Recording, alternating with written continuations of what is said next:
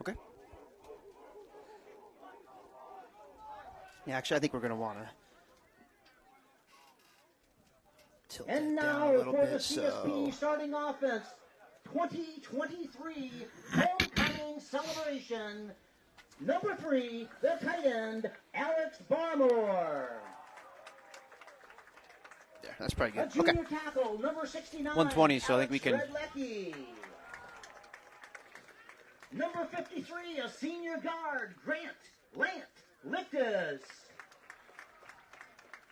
Number 60, a senior center, Daniel Meter. And now the Corry Federal Credit Union presents Clymer Sherman Panama Wolfpack football play-by-play on the Channel 98.9 sports stream at channel989.org. This broadcast is brought to you by Lictus Oil and Propane, Panama Auto Center, J. Edwards Insurance, Necker's Company General Store, Woods Auto Parts Napa and Woods Power Sports, Olson's Auto Repair, Countertop Solutions, White Land Surveying, Bush Septic, Triple E Manufacturing and Design, Sherman Livestock, Utegg's Body Shop, J.H. Napa Auto Parts, Cornerstone Restaurant, Caflisch Pallet and Wood Services, Clymer Hardware and Home Center, Mosier's Carpeting, John Wiggers and Son, Keo Vlogs, and Feelin Saucy, and the Corry Federal Credit Union.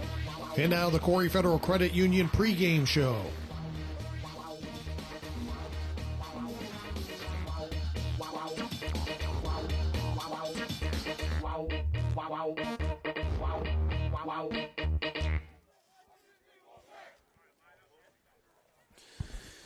Good afternoon, Wolfpack fans, and welcome to the campus in Clymer, New York, as the hometown CSP Wolfpack take on the Salamanca Warriors in today's non-league Class C versus Class D matchup. We're actually going to start off with a break right now to hear the national anthem. Honor America. Support for Wolfpack football on the Channel 98.9 Corry Federal Credit Union sports stream is provided in part by Clymer Hardware and Home Center, serving the Clymer area since 1873 with all your hardware needs at 8746 West Main Street and online at ClymerHardwareandHomeCenter.com. Best of luck to the Wolfpack from Clymer Hardware and Home Center. The Corry Federal Credit Union is the platinum sponsor of CSP Wolfpack football play-by-play coverage on the Channel 98.9 sports stream. The Corry Federal Credit Union would like to wish the Wolfpack the best of luck this season. The Corry Federal Credit Union has been serving the community since 1958. They offer a wide range of financial and banking services for you and your business. The Corry Federal Credit Union is located at 728 Worth Street in Corry, 56 North Main Street in Union City, 315 Main Street in Spartansburg, and online at corryfcu.org. The Channel 98.9 sports stream thanks the Corry Federal Credit Union, a not-for-profit organization, for their support of CSP Wolfpack football play-by-play. CSP Wolfpack football coverage on the Channel 98.9 sports stream is powered by Lictus Oil and Propane and Clymer. Family-owned Lictus Oil and Propane continues to supply liquids and fluids for agriculture, industry, and homeowners. Heating oil and propane services and off-and-on diesel fuel services are also offered. The Channel 98.9 sports stream thanks Lictus Oil and Propane for being a major sponsor of CSP Sports. And welcome back as we are going to wait for the captains to see who's going to get in the ball, who's going to start on defense here. My name is Andy Bemis, and once again I'm joined here by David again this week. David, good to have you back. Hey, thank you. Loved listening to you guys last week and get the honor of being in the booth with you tonight. Yeah, last week's game was not much of a matchup. The CSP traveled to Cat Little Valley and won decisively 63-0 in a game that was, to be quite honest, over after the ball was snapped on the first play. Today, CSP has taken on a much more challenging opponent, Salamanca Warriors, and they come in with a good record of 4-1. They're 4-0 in Class C, with their only loss being a 25-12 loss to Franklinville-Elkville in Week 1, and coming off a good win last week as they, oops, I got the wrong score sheet here. Let me get the right page here and tell you who they beat last week. And as they beat Fredonia 41-8, and having a nice season themselves. And Dave, I think it's going to be a really close matchup today. Salamanca is a very balanced team. They throw the ball a lot. They run the ball a lot. They got a couple guys throwing the ball and running the ball. And it's going to be a tough matchup for the Wolfpack today. You know, both teams combined for 9 straight victories coming into this game, Andy. So definitely should be a good game tonight. A little cold out tonight. Not used to that yet. Yeah, this is our first real taste of fall this year as the kickoff around The temperature at kickoff is going to be around 50, 55 degrees. Not much wind today right now on the field. It is chilly. Leaves are turning out here in Clymer, New York. And it should be a pretty good day for football. The rain is supposed to hold off until about 5 o'clock later today. So hopefully the game will be over before any inclement weather comes in here. Like we said last week, the game against Cat Little Valley was not really a matchup, as CSP came out and pretty much dominated that from the kickoff. We have the coin toss here, and it appears that CSP has won the toss, and as usual, elects to receive it. David, Harper, the identity of this team is on the offense, so when Harper gets a chance to get the ball first, he always likes getting that ball. Yeah, we haven't seen CSP really play from behind at all this year, so getting a good jump out against a good Salamanca team, again, was in the cards, and hey, we'll see how it falls. Yeah, absolutely here. So, and coming up here, we'll have the Lictus Oil and Propane kickoff, as we expect as usual. Bryce Hinsdale, the very decorated kicker here for CSP, to start. Or actually, I'm sorry, CSP will be receiving on this, and we'll have Salamanca kicking off to CSP. We will see a lot of Bryce Hinsdale, though, today. Yeah, that is correct. Bryce will be a featured part of the offense as usual. So, the play will be held up until we have one more for the chain gang. And we're missing a member of the chain gang here, so we need one more person here. As sure we'll get a volunteer out of the crowd pretty easily. Free admission. Back to receive the kickoff here, as usual, is number 10, Carter Brink, and number 24, Jordan Mescal. And it looks like Salamanca will be doing a kickoff from the near sideline here, from the 40. And if you're listening on the radio today on 98.9, Salamanca will be kicking off from left to right on your radio dial, where that'll be west to east here if you are watching on the Facebook Live. And as usual, if you are watching on our Facebook Live feed, we always say drop a comment. We've already got Scott Preston from Germantown, Maryland. So, as usual, we seem to have viewers from across the states, and lots of people watching, family members who are out of town, and we're glad to be able to bring this to you. Yeah, definitely. Make sure to give our sponsors a call and thank them for allowing us to bring you CSP football. Okay, it looks like we got a kickoff here ready. It looks like number 60, Warwick Kyler, the junior offensive lineman here for the kickoff here. CSP is ready. Got a few guys up front because this is they are kicking off from the left hash, near hash from the booth here. And it's going to be a short pooch kick here down to about the 25, and it is going to go out of bounds right there at the 25-yard line. So CSP will be starting from their own 35. Yeah, good field position to start the game, Andy, and looking forward to see how they come out, run or pass. So CSP here will start an offense from their own 35-yard line here. We'll see Tate Catanese, the talented junior quarterback, out here leading the offense once again. And as you said, David, we'll see if we have a run or pass here. See if there's a certain flavor of the week or if there's anything special they want to run out here. So first down coming up here for CSP from their own 35-yard line. He's going to send Bryce Hinsdale Brink in a twins formation right, Barmore split left, Johnson and Posker in the backfield with Tate. It's going to be a shotgun formation here. Officials just getting the final ball placement here. Nice, David. We're going to have a full crew of officials today, so that's always nice seeing that. Sun is starting to peek out, so it looks like we're going to have a great day for football. Tate's going to move Johnson up back position. It's going to be a shotgun. He's going to keep it himself, goes off the left side. He's got a little room across the 35. And, a great open field tackle there by number 21. That is Joshua Allman, the senior. Looked like Tate was going to be able to gain 4 or 5 yards, and he made a really good open field tackle to stop that for 2 yards. Yeah, Allman came off as block, and like you said, he was able to contain the outside. And first play, a couple of yards, will be second down and 8. Once again, no huddle formation here. Can bring everybody in tight. Hinsdale lone one to the left. Tate shotgun. He's going to fake it to Posker. Looking right. He's got time. Dumps it off. He's got a man across the 45, across the 50. Finally brought down at the 43-yard line. And that is Carter Brink with about a 20-yard pickup there. First down CSP. Yeah, he ran, it was kind of a slant, but he stopped in the zone, and great pass, great catch. And once again, CSP is in a no-huddle offense. Tate's going to go under center here. He's going to have I formation. It's going to be hand off to Posker across the left side. He's got a little bit of room. Cross the 40. Keeps driving his feet all the way down to about the 37-yard line. Going to be a nice 5-yard pickup there as Posker kept his feet going to pick up a couple extra yards. Going to bring up second down and about 5. And as usual, a little pace here from the CSP offense. He's going to send Posker far right in a twins formation, stack formation. Bryce Hinsdale. Tate, shotgun. He's got 2 receivers to the left. He's going to bring Posker back across the formation behind him. It's going to be a fake to him. Tate's going to keep it up the middle, and he's going to get maybe 2 yards down to about the 36-yard line. 3rd and 4 coming up here, and David probably in 4 down territory. So don't have to get all 4 yards on this play. Just need some positive, yardage. Yeah, I agree. 4 down territory. Good job by the center on that snap. He pulled to pick up the man coming off the left edge to make that play happen. Shotgun once again. Brink, Hinsdale left. Tate shotgun. It's going to be a quick pass out to Bryce Hinsdale. It's going to be, oh my gosh.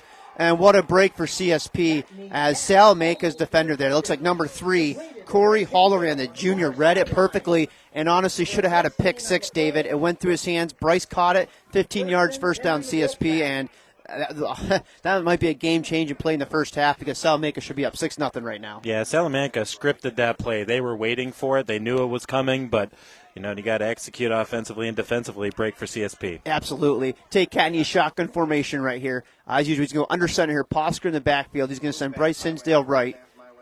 And it's going to be a fake. It's going to be a fullback give to Devin Johnson right across the middle. No gain on the play. Salamanca was ready for that little fullback trap. There's a tackle by Zachary Tritley. Once again, no huddle here. Tate, shotgun. He's going to send actually a blocker out in the front. That's going to be Redlecky out there in a formation. Johnson over in the flat. Hinsdale behind him. Tate, he's got 2 receivers to the left. Posker's off. He's going to fake it. He's going to look left. He's got a man across the middle, wide open. Barmore. Touchdown, Wolfpack. A 24-yard strike as Tate Catnese hits Alex Barmore across the middle. A trick formation there. They send out Redlecky out there as a fake as a blocker. And, David, great play for CSP to get up 6-0 early. Yeah, it was a great post route, and it was wide open in between the safeties, and easy 6, waiting the extra point. And I didn't see where Barmore came from. Looked like he was hitting the formation right there. What they did on that play is we have an injury on the field here, but real quick, they sent Redlecky out there to be on the line but out wide, and they had Devin Johnson and tight to him as the eligible receiver. So they basically took the right tackle and just extended him out an extra 10 yards, and the design turned into a touchdown. But with the injury on the field, we are going to take a timeout here in the booth.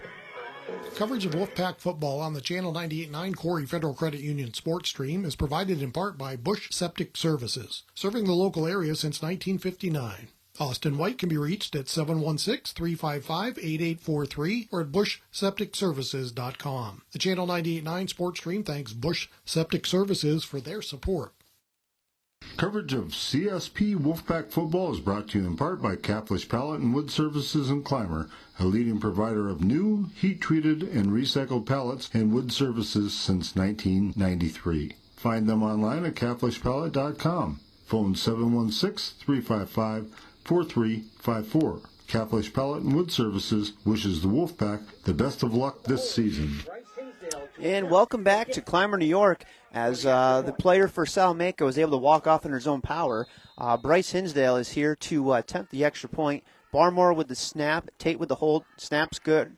Holds good. Kick is up, way up, and it is good. So at 9:47 left here in the first quarter, the Wolfpack strike first and take a 7-0 lead here. And David, it seemed like an emphasis on that drive there for the Wolfpack was no huddle. I mean, and not even no huddle. They were on the line and they're snapping it. There was no long counts, no looks. It was just get up in the line and go. You know, Andy, the touchdown at the end of that drive was important, but there was an even probably more important play, as you alluded to. A couple plays prior could have been a pick 6. That's a game-starting change that CSP definitely would not have looked forward to if they'd have been down 7-0 early. That break allowed them to score those 7 points. Yeah, and Salamanca scouted that play really well. CSP was trying to get a quick bubble screen out there to Bryce Hinsdale, play that we're very good at most of the time. But the linebacker there, or defensive back, Corry Halloran, I mean, the coaches had him lined up in perfect position to make a big play on the ball. And unfortunately, just went through his hands. And as the old saying goes, that's why he's playing defense. You know, good job on that play by Hinsdale to stay with it, too, as that ball was deflected. Yep, absolutely. Bryce Hinsdale here, he's going to have the kickoff here from his own 40-yard line. Looks like number 3, Halloran, and number 4, Carmen Hogue, the senior, back to receive. Good kick by Bryce down to about the 10. Halloran's got it. Across the 20 right there. He's got a couple blockers. Got the open field right there, and he's going to make a tackle, break a tackle. Still on his feet across the 50. Posker's the last man to beat, and he finally gets him down at the 40-yard line. Great return, 50 yards by Halloran, as some really good blocking up there created a lane, and he broke a tackle around the 40 to pick up 20 more yards. Yeah, so great field position for Salamanca to start the game, and they're going to want to try to get downfield quick and tie this game and not fall too far behind the CSP team. Absolutely, and big lead, big play on the kickoff there. Halloran, some redemption for the missed play back there. He's been an important player for Salamanca. Once again, so we'll see that Wolfpack defense, who has been extremely stingy this year. They've only given up 19 points on the season so far, and that's about 4.8 points per game. So there's been some games where teams haven't even got a touchdown against them. So Wolfpack defense in their usual 4-4 formation. Salamanca's going to send 4. Carmen Hong out to the right. Quarterback's going to be Maddox Isaac here. He's going to be shotgun. He's going to be jet sweep out here. Barmore's gets out there. Bryce Hins is going to step up. And Colin Ryan, number 54, is going to come across the formation on the jet sweep there and pick up 5 or 6 yards. And we do have a penalty. Looks like holding on it. And looks like we got this ball should be coming back here. And looks like Caden Beckering's still nicked up on the first play here. He's going to be coming out of the game. But a big play by Salamanca to start the game is going to be wiped out. Yeah, a couple of flags on that play. Probably both the same call, though. And so that's going to be behind the line of scrimmage. Yeah, they have the wrong team there. Yeah. So should be first and 22 coming up for Salamanca. And I didn't see exactly what the hold was. Looks like the outside backer on the side, based on where that penalty was thrown, must have got held there. Well, there's a hold and a personal foul both on the play. So which one do you take? Okay, I think that's what happened there to Caden Beckerick on that play. He took a pretty big shot in the back, it looks like. And so that should be a 15-yard penalty. And that'll be, so actually it looks like first and 25 coming up here for the Salamanca. Yeah, it was a blindside block, I think, was the call on the play. So you're right, it'll be first down and 25. So referees are marking that off right here. And ruining the good field position that Salamanca had there, having the ball all the way down at the 40. Now they're going to be back on their side at their own, we'll call it 45. So that is going to be a 15-yard personal foul penalty. So once again, Isaac, the quarterback, shotgun formation. He's got one receiver left, and he's got one receiver right. He's got 2 backs in the backfield, man tight on the left side here. Isaac, shotgun, waiting for it, looking back to pass. Quick screen out there. He's got a man 4 out there. A couple of CSP defenders break a tackle, and he's going to be driven out about the 47-yard line, 2-yard gain. Looks like, I think that is Dalton Richter on the tackle over there. Yeah, good job by the defense, as has been all year, pursuing to the football and minimizing the gain. And I will apologize for the mispronunciation of Dalton's last name. It's Richter. I think I've been saying Richter all year. So I was corrected this week, so I will try and do my best to have that right. 2nd and 24 coming up here. Same formation for Salamanca.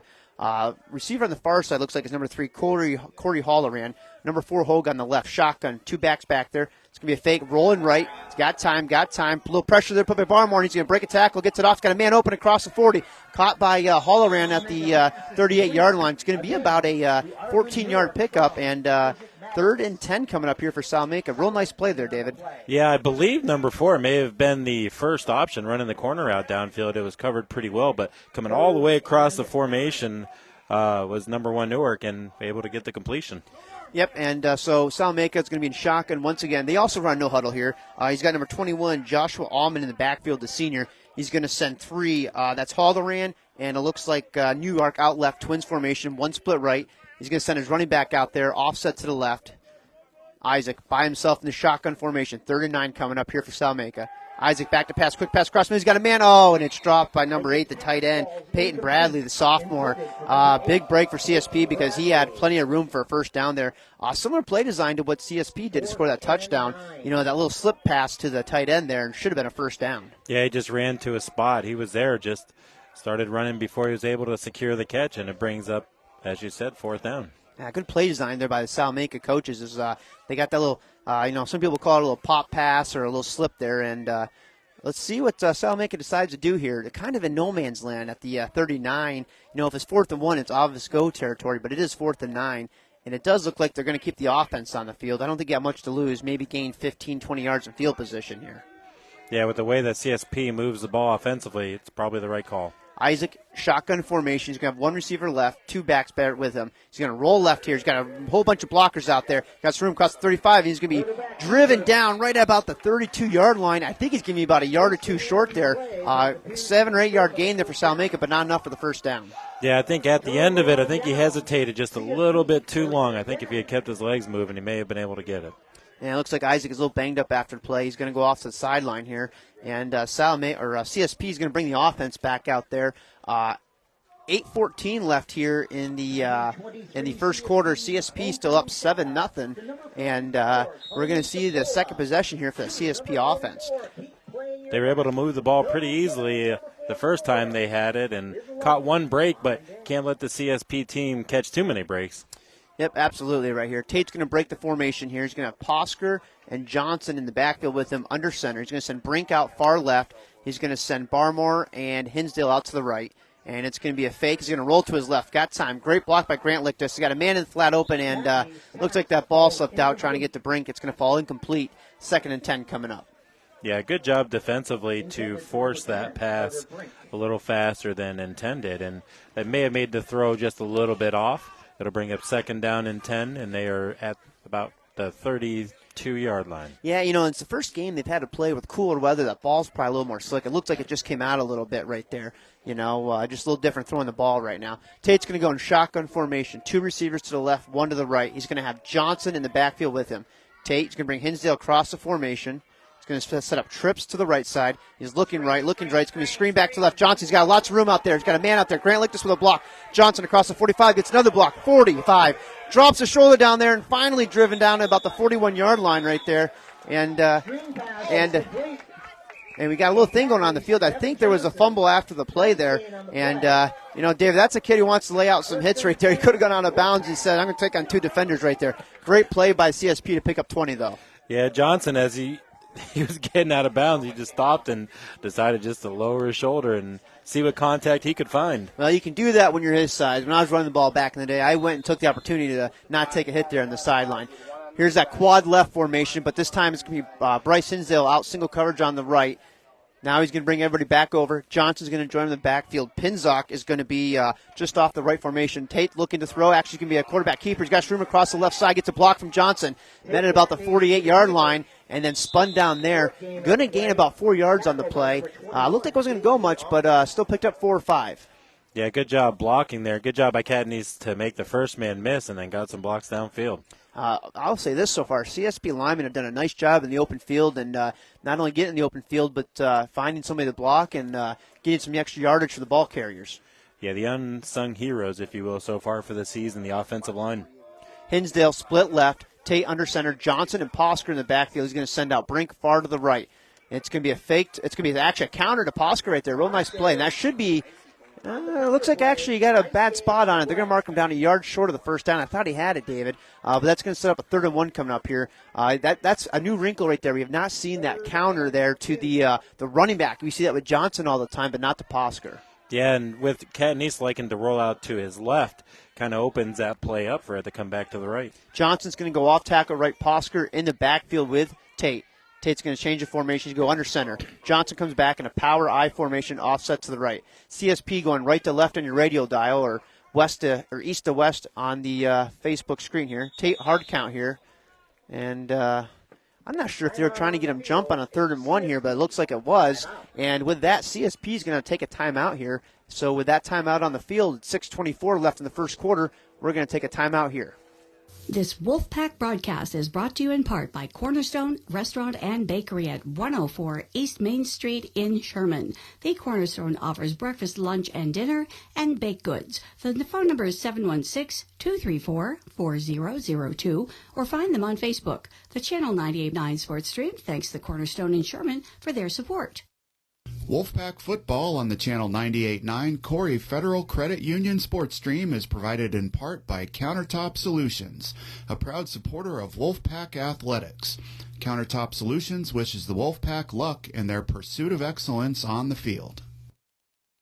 And welcome back here, Wolfpack fans, as CSP has a 7-0 lead with about 6 minutes left in the first quarter. And 3rd, and we'll call it a long one coming up for CSP from the Salamanca 34-yard line. And Tate Catnese is going to go under center. He's got an I formation. Johnson with Posker. It's going to be handoff to Posker across the left side. Posker, plenty of room. 35, 30. Makes a man miss. Still on his feet. Finally brought down about the 27-yard line. And that's going to be another 13 or 14-yard pickup. Big hole on that side there, David. Yeah, the defensive back had to make the tackle, 15 yards, 16 yards downfield, first down CSP. Yeah, it looks like the left tackle there, Redlecky and Grant Lictus had a big hole there. Barmore's going to be tight left here. Tate's going to go under center. Posker deep back with Johnson. Brink and Hinsdale out to the right. Tate, he's going to bring Hinsdale across the formation here. And it's going to be a fake counter to Johnson right across the middle right there. Breaks a tackle, lowers his shoulder, and finally stops stacked up at about looks like the 15-yard line. He's going to pick up 4 yards on the play. Nice little counter there to Johnson, a staple of the Ty Harper offense. Yeah, it's hard to score points for Salamanca if you don't have possession of the ball, and CSP has been controlling that so far early in this game. Once again, CSP with a little muddle huddle. Everybody's got a wristband on their wrist, including the linemen, the receivers, the running backs, and the quarterback, as Ty Harper just calls out a number and a formation, and they get to play in. He's going to send Hinsdale to the left side here, single by himself. Brink far side to the right. Posker's in the backfield. Johnson offsets to the right with Barmore. Tate looking to throw. Plenty of time. Lets it go. He's got a man open right there, and it's caught. Oh, a great catch there by what?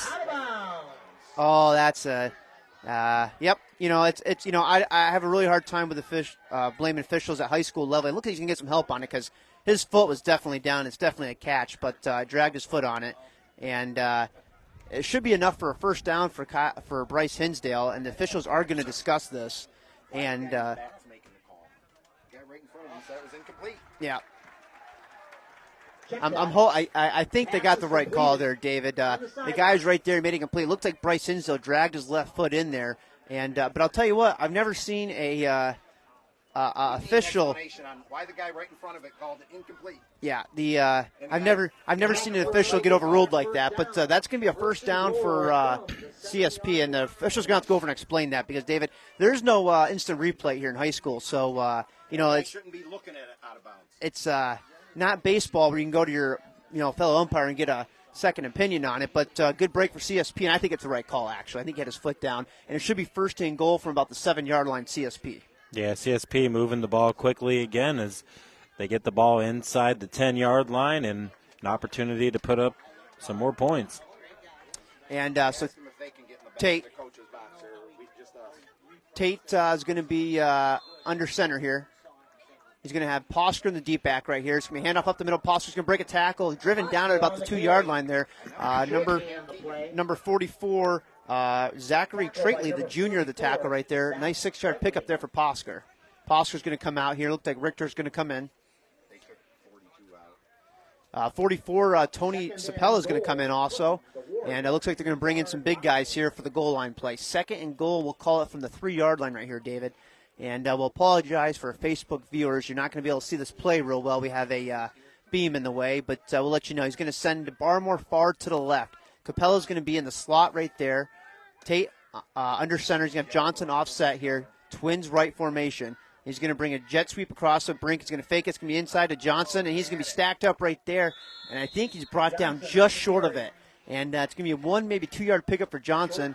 Going to be third and goal from the 1, maybe 2.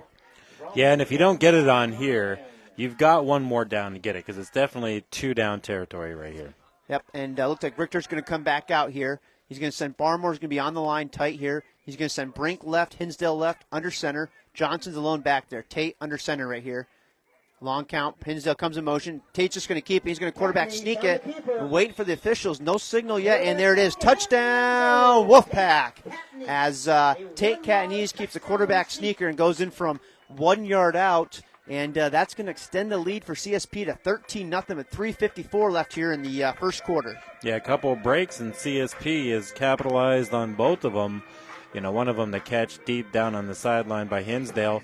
And the first drive, there was a tip ball, so 2 breaks for CSP, 2 touchdowns for CSP.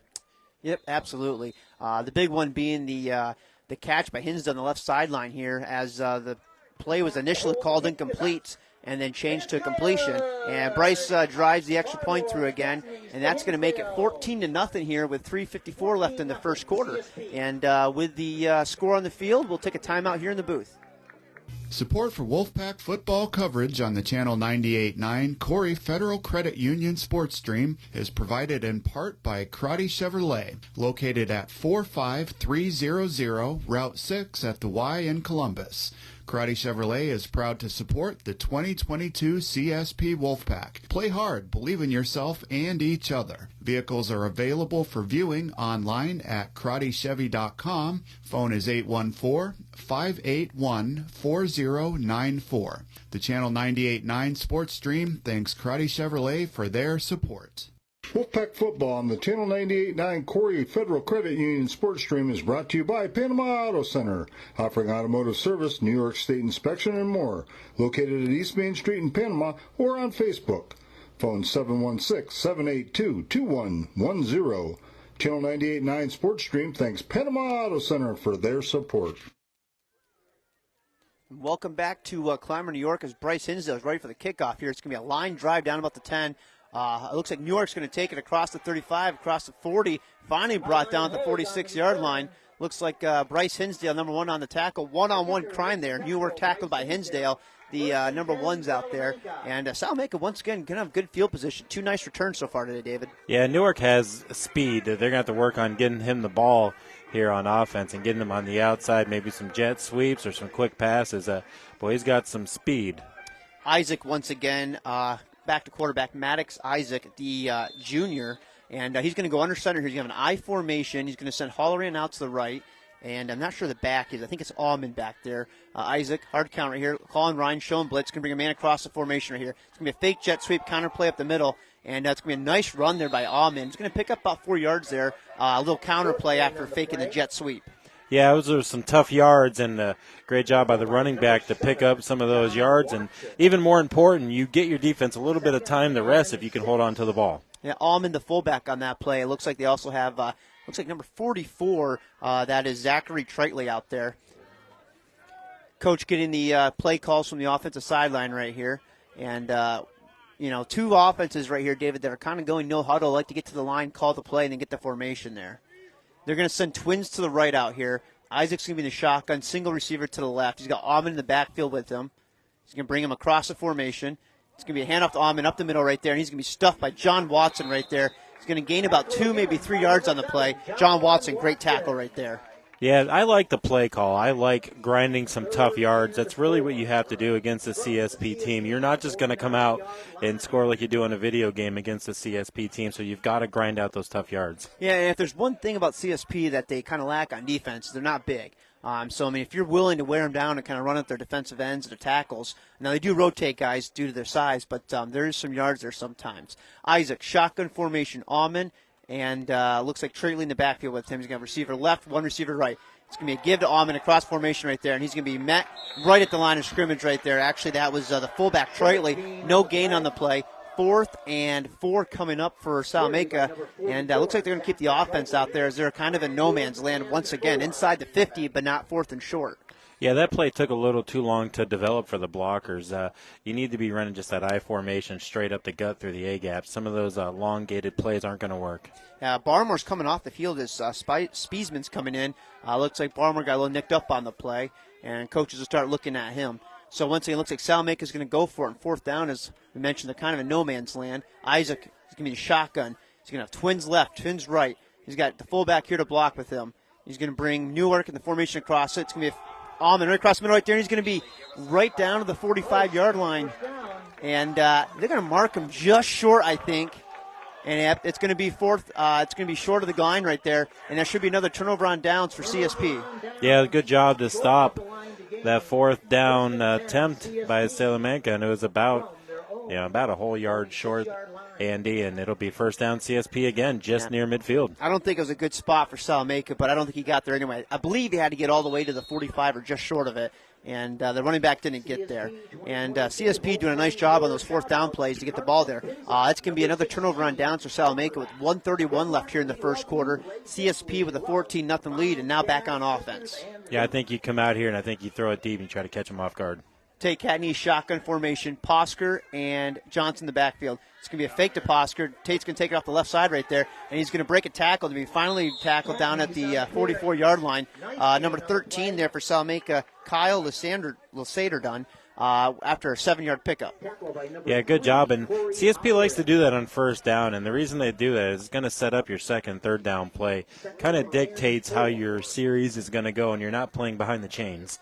1 minute left here in the first quarter. CSP up 14-0. Tate's going to go under center. Johnson, Posker, old school I formation. He's going to send Brink to the left. It's going to be a give to Posker across the left side. He breaks tackle right there. And then finally brought down at about the 45-yard line. He's going to pick up 2, maybe 3. Going to set up a 3rd and 1 or 3rd and 2 right here. Yeah, and I'd come back to the same thing. And looks like we got a stoppage on the field right here. Not sure if we got an injury or what the officials are doing right there. I guess not. Clock is still running. 35 seconds left here in the first quarter. 3rd and short coming up for CSP. And I got to guess 4-down territory for here, David, unless there's a big loss on the play. Yeah, I'd say here. Well, I would have come up to the line and just tried to draw him off sides with only that much time left. Quads right formation. Tate shotgun right there. Likes the snap right there. It's going to be a fake to Brink out there. He's got Hinsdale open on the left side. Complete at the 45. Steps out of bound right there. That's going to be about an 8-yard pickup and a 1st down for CSP. And that's probably going to take us to the end of the first quarter here after they reset the chain markers. Yeah, and what CSP is really trying to do with that quad formation is they're trying to isolate the receiver with one-on-one coverage on the left side because you got to take your safeties over on the quad side to get numbers on numbers. And Bryce Hinsdale just ran a beautiful little 7-yard out route. And, the corner's got no help, so he doesn't want to go up there and press because he doesn't want to get beat over the top. And nice throw for Tate to Bryce to pick up 8 yards and a 1st down. You also have a check down receiver as well on that. Tate's going to go under center, so we hand off to Posker across the left side. And he's going to pick up maybe 3 or 4 yards right there. And that's going to set up 2nd and 6 and will be the last play here of the first quarter. As the clock strikes 0, and CSP with a great first quarter jumps out to a commanding 14-0 lead after 1. And with the change in quarters here on the field, we're going to take a timeout here in the booth. Feelin Saucy in Sherman, New York is a proud supporter of Wolfpack football coverage on the Channel 98.9 Corry Federal Credit Union Sports Stream. Serving pizza, subs, wings, and more at 111 West Main Street in Sherman. Phone 716-234-4014. Go Wolfpack from Feelin Saucy. CSP Wolfpack coverage on the Channel 98.9 Sports Stream is provided in part by Steve Daniels Electric and Flex Heating, Plumbing, and Air Conditioning, located at 147 East Main Street, Corry, PA. They offer residential and light commercial new services, as well as electrical repairs, well pumps, and water conditioning systems. Phone 814-665-6034. Online at FlixHeatingPlumbingandAC.com. We thank Steve Daniels Electric and Flex Heating and Plumbing for their support of Wolfpack football coverage. Wolfpack football on the Channel 98.9 Corry Federal Credit Union Sports Stream is provided in part by J. Edwards Insurance, with offices at 9 East Main Street in Panama and 800 West 3rd Street in Jamestown. J. Edwards Insurance is always available for a review of your home, auto, and business insurance. We treat you like family. Best of luck to the Wolfpack this season from J. Edwards Insurance, serving New York and Pennsylvania since 1957. And welcome back to the campus in the Clymer, New York, Clymer Central School, as CSP up 14-0 after 1. Tate's going to come out with a twins right formation, bring Posker across the formation shotgun. He's got Johnson back there, looking right, looking to pass, looking deep down the field. He's going to throw it. He's got one-on-one coverage of Brink down there, and it's going to be caught by Brink on a great catch right there. And that is a 26-yard touchdown catch. Great coverage by defensive back there, but a better throw and a better catch by Brink. Holy cow, that was great, David. Yeah, I'm not sure you can really cover that any better than Halloran covered it, but just a great adjustment by Brink. He came back around the other side of the receiver. Maybe if you're the DB, you can get your head around just a little bit sooner, but great coverage, even better throw and better catch. David, and like you said there, honestly, that was great coverage by the defensive back on the play. But you know what Tate did a good job of is he put it in the back of the end zone, so only his receiver could get to it. The defender at best is going to maybe knock it away, but couldn't make a play. And Salamanca does get some pressure on this extra point, but the kick is good. And with a 11:52 in the second quarter left, CSP is out to a big 21-0 lead. And with the score on the field, we'll take a timeout here in the booth. Support for CSP Wolfpack football coverage on the Channel 98.9 Sports Stream is provided in part by J.H. Napa Auto Parts. Your local Napa store stocks auto parts, tools and equipment, and other items for heavy-duty trucks, marine, and farming equipment. Located at 955 North Center Street and NapaOnline.com.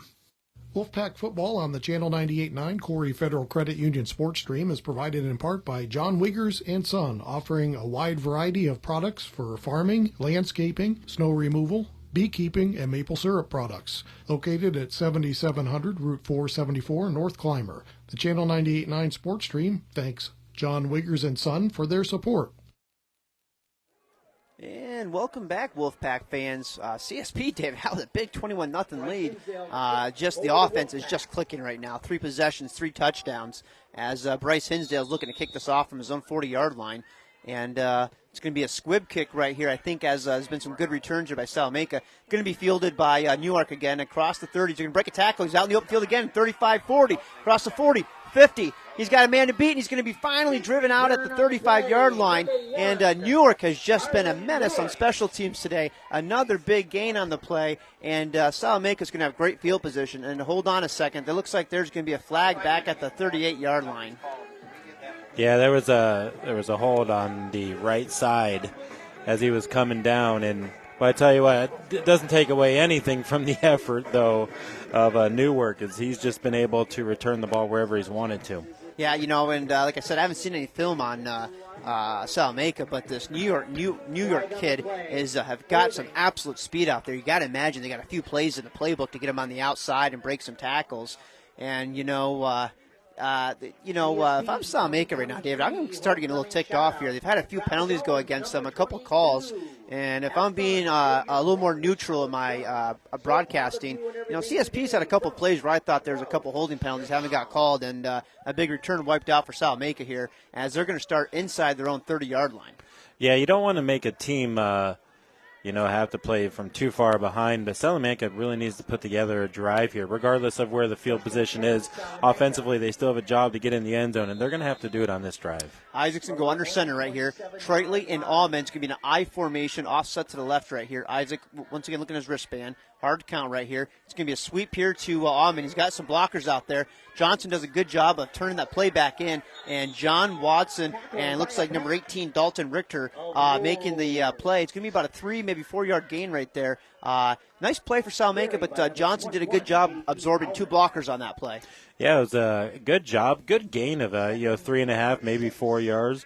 4 yards on first down, and Salamanca's quick back to the line. They're going to send twins right formation out here. He's going to send out his tight end, Peyton Bradley, out there along with Hoag. And Isaac's going to go shotgun. He's going to have Allman in the backfield with him. One receiver split to the left. Fullback up a little bit in the formation. Isaac, long count right here. Gets it. Looking right. He's going to throw it right. He's got a man open in the flat right there, and it is Treatley. And great job by Caden Beckrink right there. Took the blocker on, shed it, and made the tackle out there. No gain on the play, maybe loss of 2. Yeah, I tell you what, I want to talk about what Beckrink did there. He was being blocked. He could have been aggressive and cut inside, and that would have lost his containment and let a big gain happen. But he stayed with his block. He forced his blocker to force the receiver where to run. That was a great football IQ job by Beckrink. Yeah, kept everybody on the inside here and let his backers flow to it. And Isaac, once again, is going to go in a shotgun formation. He's going to send 2 receivers, including Newark, out to the left. Looks like Newark and Halloran, twins left out here. And Isaac, shotgun formation. He's got Allman in the backfield with him. He's going to send 1 receiver out to the right. 3rd and 6 coming up. Isaac looking to pass, looking across the middle. He's got a man open right there. It's going to be an ounce off his hands. Hinsdale with interception. He's going to return it back to the 35-yard and finally driven down right there as the ball was off the receiver's hands and dropped right into Hinsdale's lap for an interception. CSP is rolling right now. Well, I tell you what, Hinsdale seems to be in the right place at the right time a lot of times. Another interception for him on the season. Yeah, and Salamanca just can't catch a break right here. The receiver had enough room to get the first down as that pass was right around the first down marker. It would have been close, but had room to get a couple extra yards right there, but it just goes off his hands. And Hinsdale, as usual, on defense right there. CSP is going to have the ball at the Salamanca 35 with a chance to make this a 4-score lead here in the second quarter. Yeah, I don't think the receiver quite expected the ball to come that quick, and another break for CSP. Tate's going to be under center right here. He's got an offset I formation. He's got Brink wide out to the right. Hinsdale in the slot. It's going to be a rollout pass from Tate. He's got plenty of time. Great block from Johnson. He's going to dump it off across the middle of the Brink right there. Makes the guy miss. He's going to cut it upfield to about the 23-yard line and down all the way to the 20. It's going to be about an 15-yard pickup, first down CSP. Yeah, great job. And usually you don't want to see a quarterback throwing across his body, but was able to get away with it there. Perfect placement.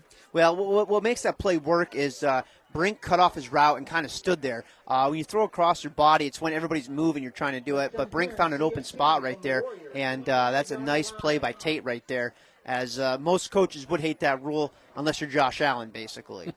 He's going to send Hinsdale far out to the right. Tate under center here. Change formation, shotgun now. He's got, looks like Johnson in the back with him. Barmore left, Twins right. Tate looking right to pass, looking right, plenty of time. Steps up in the pocket, finally dumps it off right there. He's got Hinsdale across the middle and incomplete off his hands. And CSP catches a break as that was almost picked off by the Warrior defender in the area.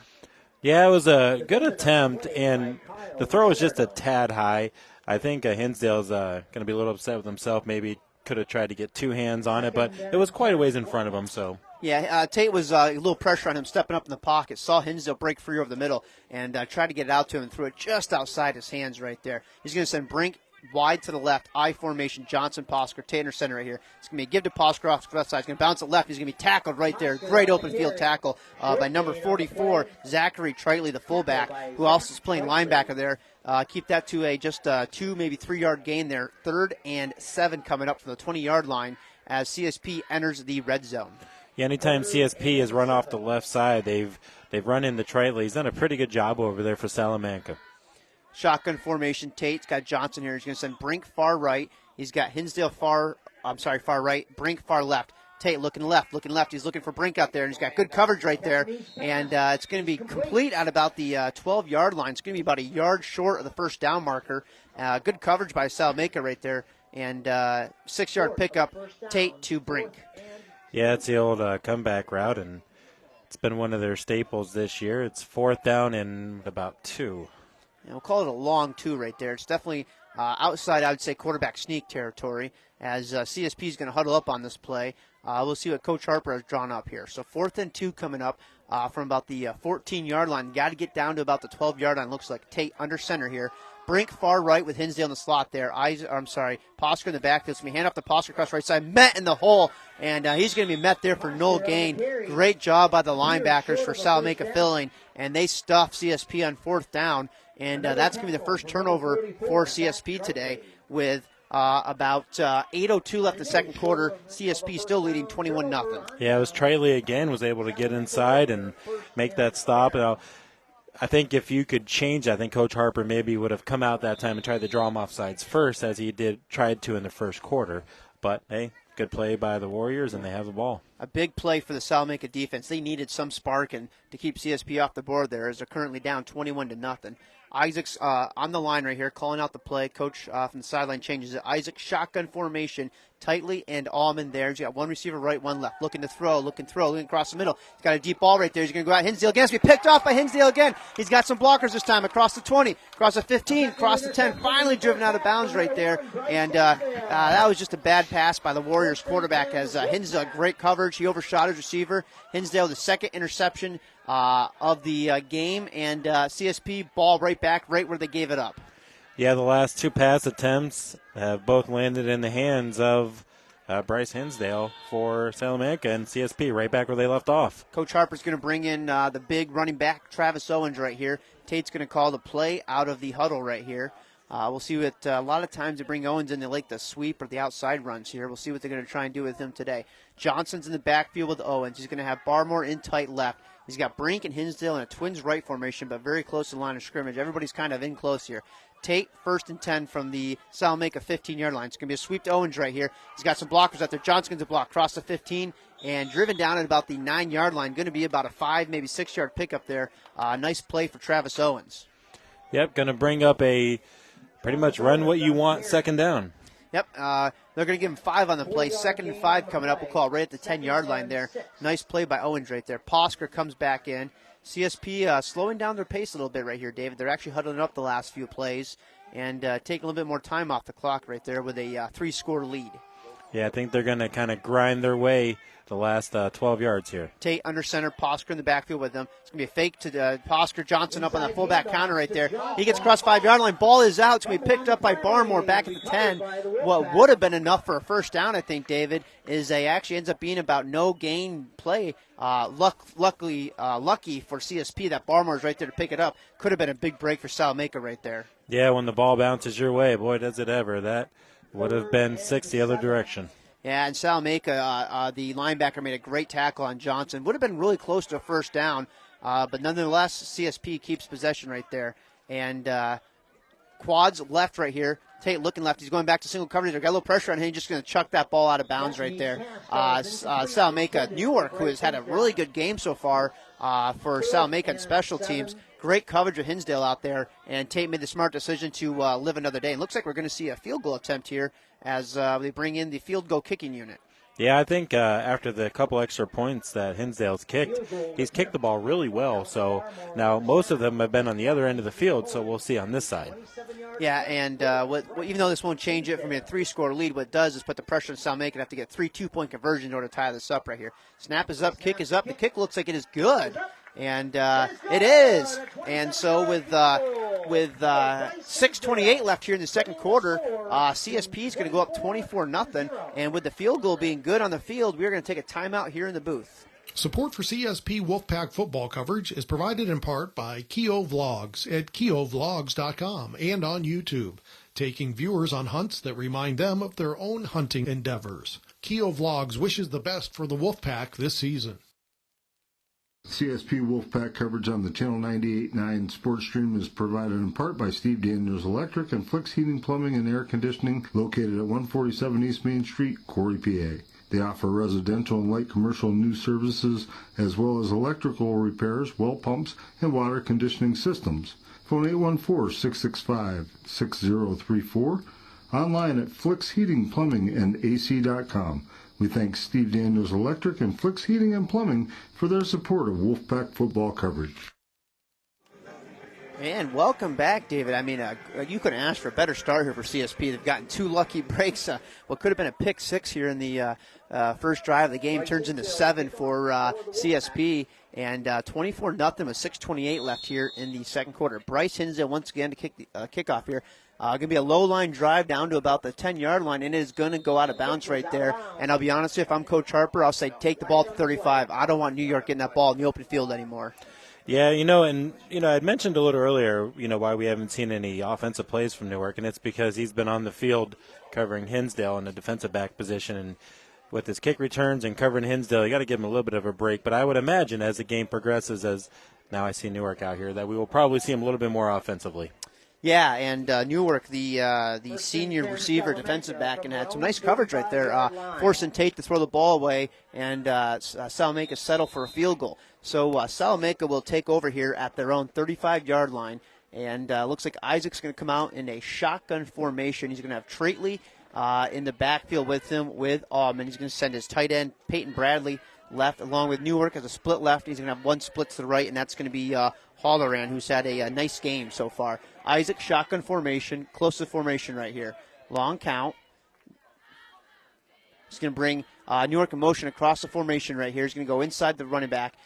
Isaac's going to hand it off to the left side right there by Allman right there. He's got to cut some room out there across the 35, across the 40, and finally driven down at about the 44-yard line. Going to be 8, maybe 9-yard pickup right there. Nice run by Allman, the running back. And that play actually starts with Newark, if you think about it. Him coming in motion across that side draws all that interest to that side and allows some freedom on the outside on the counter. And looks like they're going to give him about 8 yards on the play. 2nd and 2 coming up for Salamanca as Isaac's waiting for the call from the coach on the sideline. He's going to have Bradley in a slot right. He's going to have Halloran all the way to the right side of the far line. Salamanca traveling from right to left on your radio dial. East to west on your screen here. It's going to be a quick pass out to Halloran. He's going to get a couple blockers out there. Across the 45, breaks the tackle across the 50. Finally pushed out of bounds at about the 45-yard line. Should be a 12-yard pickup and a first down for the Warriors. Yeah, the Warriors have a little bit of momentum going offensively now. Traitley, the fullback there, did a great job. He came in from the tight end position and actually made a good block in the open field. And then Halloran broke a tackle, was able to gain the yardage after the first down. Salamanca making some progress here on offense. 1st and 10 coming up for the 45. Yeah, it seems they've been trying to stick to the outside now, and I expect a little bit more of that. Isaac's going to be the shotgun formation. He's going to have Traitley and Allman there. Newark's going to be a split left, Halloran out right.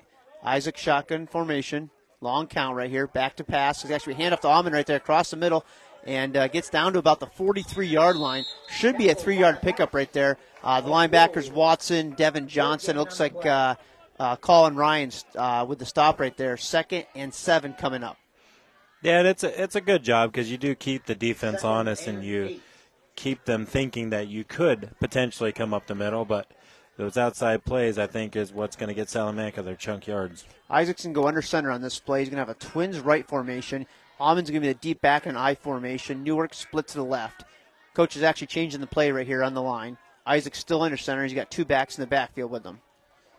Long count right here, Isaac. And it's going to be a false start. We'll see what it is. I think it's actually in the defense across the line of scrimmage, and which should be a 5-yard penalty, so it should set up 2nd and 2 coming up here for the Warriors. And looks like he had a chance to get back there, but he might have caused the tackle right there to move. And, when the defender comes across the line right there, if the offensive lineman moves, that's going to be an offsides penalty. So 2nd and 2 now for the Warriors. Going to keep the same formation on the field. 2 backs, I formation. Newark left, Halloran split right. Isaac under center. Motion across the formation from Newark. He's going to come in tight. It's going to be a handoff to Almond on a counter the other way. And he's going to be met right at the line of scrimmage. Looks like Colin Ryan filled it from that spot. Alex Barmore and Caden Beckrick on the tackle. And no gain on the play. 3rd and 2, maybe loss of 1 on the play. Yeah, I think you're in 4-down territory, down 24-0. So I expect 2 more plays here. Yep, and absolutely. Salamanca's kind of had some trouble at this point. They moved the ball to about the 40-yard line and then petered out with 2 turnover on down so far in the game. Isaac looking for the play call from the coach. He's going to have a shotgun formation. He's going to have Almond in the backfield with Traitley. Newark split left, Halloran split right. Isaac now, still shotgun. He's going to send the fullback up a little bit. Waiting for the count. It's going to be a hard count. Newark motion across the formation once again. Isaac gets the ball. It's going to be handed up to Almond. He's going to take it across the left side right there. He's going to slip down at the 47-yard line. Devin Johnson and Richter were right there to make the tackle anyway, but that's going to lose 3 yards on the play. And Salamanca went from 2nd and 2 to 4th and 7 coming up here. And I wouldn't be surprised if we see he's once again, they're no man's land here, David. It's almost too close to punt, but too far to go for it. But we'll see what the coach goes for.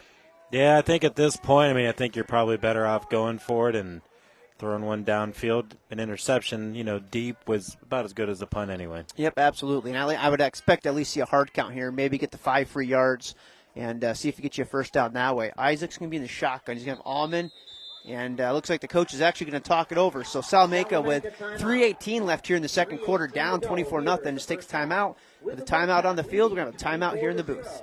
Support for Wolfpack football on the Channel 98.9 Sports Stream is provided by Mosier's Carpeting at 8631 East Main Street in Clymer. Mosier's has carpeting and all types of flooring, serving the area for over 27 years. Online at mosierscarpeting.com. Wolfpack football on the Channel 98.9 Corry Federal Credit Union Sports Stream is provided in part by Necker's Company General Store, providing Clymer with groceries, apparel, gift items, and so much more for over 100 years. The Channel 98.9 Sports Stream thanks Necker's Company General Store for their support. Support for CSP Wolfpack football on the Channel 98.9 Sports Stream is provided in part by Sherman Livestock at 4150 Sherman Mayville Road. Auctions are every Tuesday and Thursday. More info is available at 716-499-1362 and on Facebook. And welcome back to Clymer, New York, as Salamanca is facing a 4th and 6 from the CSP 42-yard line right here. Coach Bartozek for Salamanca decided to take a timeout to talk it over right here, as Salamanca appears to be going for it. Isaac's going to be in the shotgun formation. He's going to have a twins left, twins right motion across the formation from Halloran. He's going to set up trips to the right. Isaac rolling right, looking right. Plenty of time. Looking back across the field. He's got a man open right there. It's going to be caught by Bradley at the 22-yard line. Oh, what a great catch in traffic by Bradley. He took a really big shot to his midsection, but hung onto the ball. And that's going to be about a 20-yard pickup and a big play for Salamanca. Yep, I think he's down on the field there a little bit, took a hit, and like I said, able to hang on to the ball, and going to be first down. Yep, first and 10 from the 20-yard line. And what I'll say is, the quarterback knew he had to kind of put that one in traffic, and I'll give Bradley a great credit for, kind of staying in there. He took a shot to his ribcage. Hopefully it's just getting the wind knocked out of him. That's what it looks like. He gets his breath back. But with the injury timeout on the field, we're going to take another timeout here in the booth.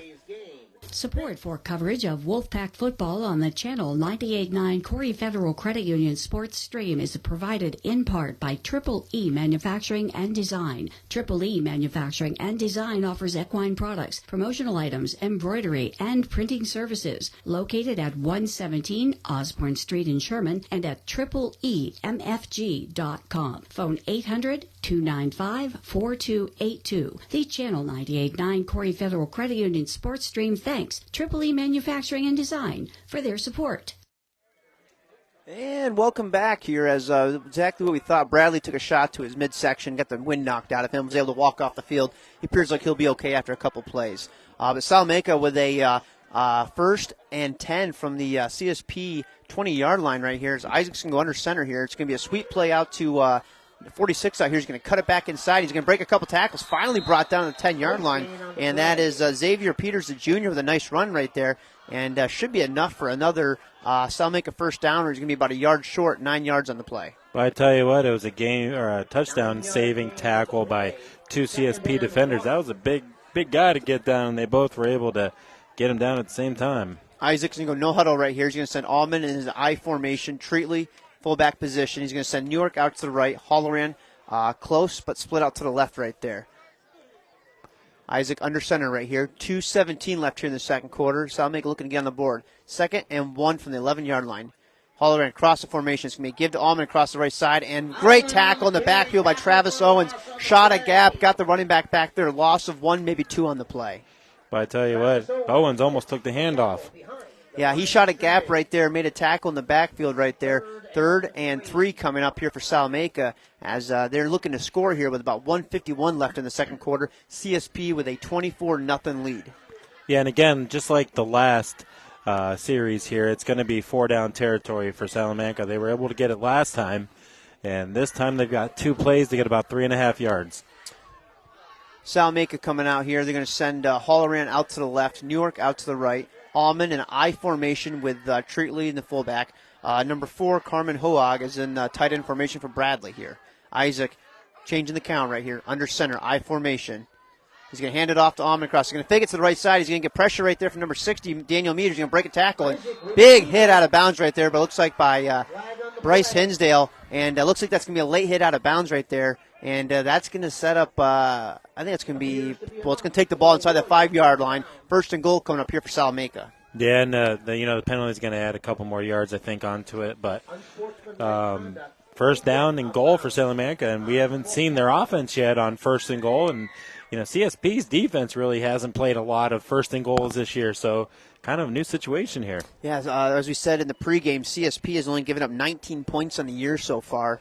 The defense being stingy right here. And late hit out of bounds here by Hinsdale on the right sideline right there is going to set up great field position for Salamanca inside the 5-yard line. We'll see where the final mark is. Looks like it's going to be right at the 5 right there. 1:12 left here in the second quarter. CSP is going to have to hold firm here in the last minute of the second quarter to keep them off the board. Isaacs, once again, looking to the sideline for the play from the coach. Looks like he's going to come out in an I formation, though. Actually, he's going to go under... kind of a and it's a wildcat formation. I was trying to find the quarterback there. Halloran's going to take the handoff, and he's going to go off the right side. He's going to pick up 2, so it should be 2nd and goal at the 3 as they ran a little wildcat formation right there. I was trying to find the quarterback, Dave, and I was like, I don't know where he's at. So direct snap to the running back right there. Clock running, 53 seconds left right here. And you got to think Salamanca's thinking, I don't want to leave any time on the clock for CSP, so they're probably going to try and score with only 10 or 20 seconds left right here. That was a throwback to the Miami Dolphins a couple of years ago. Yep, absolutely. Looks like they're going to stay in that wildcat formation right here as the running back or the quarterback is Halloran down by the goal line. It's going to be a direct snap to him. He's going to take it across the left side. He's going to be met in the backfield, drives his feet, finally finished off back at the 4-yard line. It's going to be a loss of 3 on the play. Looks like number 42, Posker, number 16, Richter on the tackle. That's going to be a loss of 2. 24 seconds left here in the second quarter, and Salamanca's going to have to take a timeout here as they're going to have 3rd and goal from the 4-yard line. And with the timeout on the field, we'll take a timeout here in the booth. Support for Wolfpack football on the Channel 98.9 Corry Federal Credit Union sports stream is provided in part by Utegg's Body Shop in Corry, offering collision repair and refinishing along with frame straightening services. 699 East Smith Street in Corry or at uteggsbodyshop.com. Phone 814-663-2562. Channel 98.9 sports stream thanks Utegg's Body Shop for their support. Dwayne Woods at Woods Auto Parts Napa in Sherman supports this broadcast of Wolfpack football on the Channel 98.9 Corry Federal Credit Union sports stream. Woods offers Napa auto parts for almost anything, including small engines. The Channel 98.9 sports stream thanks Woods Auto Parts Napa for their support. And welcome back to Clymer, New York. 24.7 seconds left here in the second quarter. CSP with a commanding 24-0 lead. However, the Salamanca Warriors are knocking on the door. They're going to have third and goal coming up here from the 4-yard line. And plenty of time for Salamanca. They still have one timeout left. So even if this play is tackled in bounds, they'll obviously take a timeout and have a chance to run two more plays if they need it. A coaching decision to get away from the normal offense down at the goal line. They've been running a typical either I formation or shotgun, and they got all the way down to the 5-yard line, and they went to Wildcat, David, and 2 plays and a total of 0 yards gained.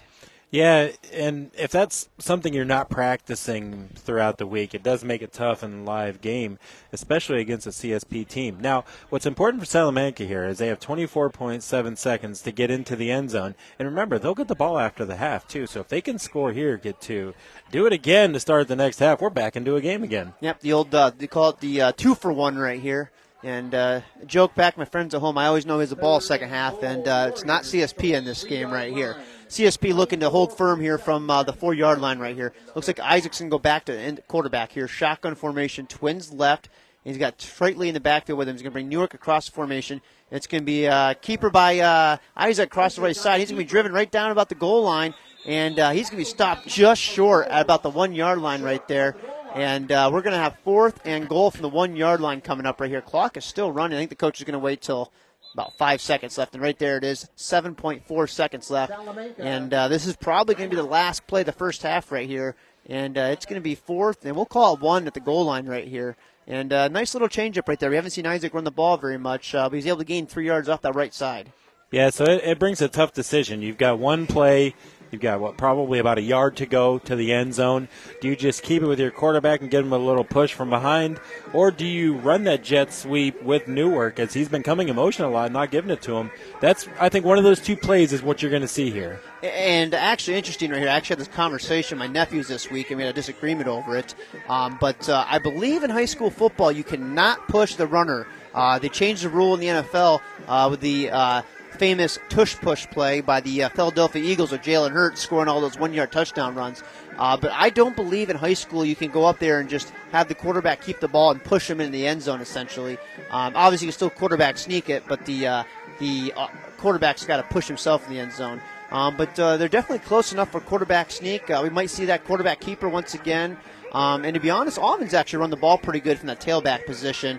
So we'll see what Coach for Salamanca draws up here, as CSP is hoping to keep the shutout alive, up 24-0 with 7.4 seconds left here in the second quarter. Salamanca still on their far sideline. CSP defense is up and ready at their own goal line right here, so just waiting on the coach, and the head official here has started the play clock right here. So last play of the first half probably coming up right here. Salamanca's coming up to the line. Looks like Isaac's going to go out of under center here. Nope, shotgun. It's going to be a short shotgun with Almond in the backfield with him. He's going to split one to the left, trips to the right there. Isaac's got it. Tightly's going to come across formation. Isaac's going to roll right looking. He's got a man open right there. It's going to be caught in the end zone by number 4 right there. And I believe that is Cameron Hoag. And that's going to be a 1-yard touchdown pass with 3.5 seconds left here in the second quarter. Real nice play there, David. But I tell you what, and I said I think we're going to see one of these 2 plays, and I think the defense thought that too.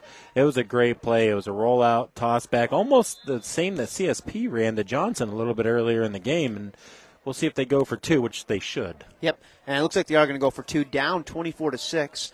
And if you go for 2 of the next 3 touchdowns, you only need 3 touchdowns to get this game tied back up, as our analytical math would tell you to go for the 2-point conversion here over kicking the extra point. He's going to send Hoag out to the right. He's going to have twins left here. It's going to be Newark and Bradley. Good to see Bradley back in the game here. Looked like he got the wind knocked out of him. Isaac shotgun formation. He's got 2 blockers on him. He's going to look left.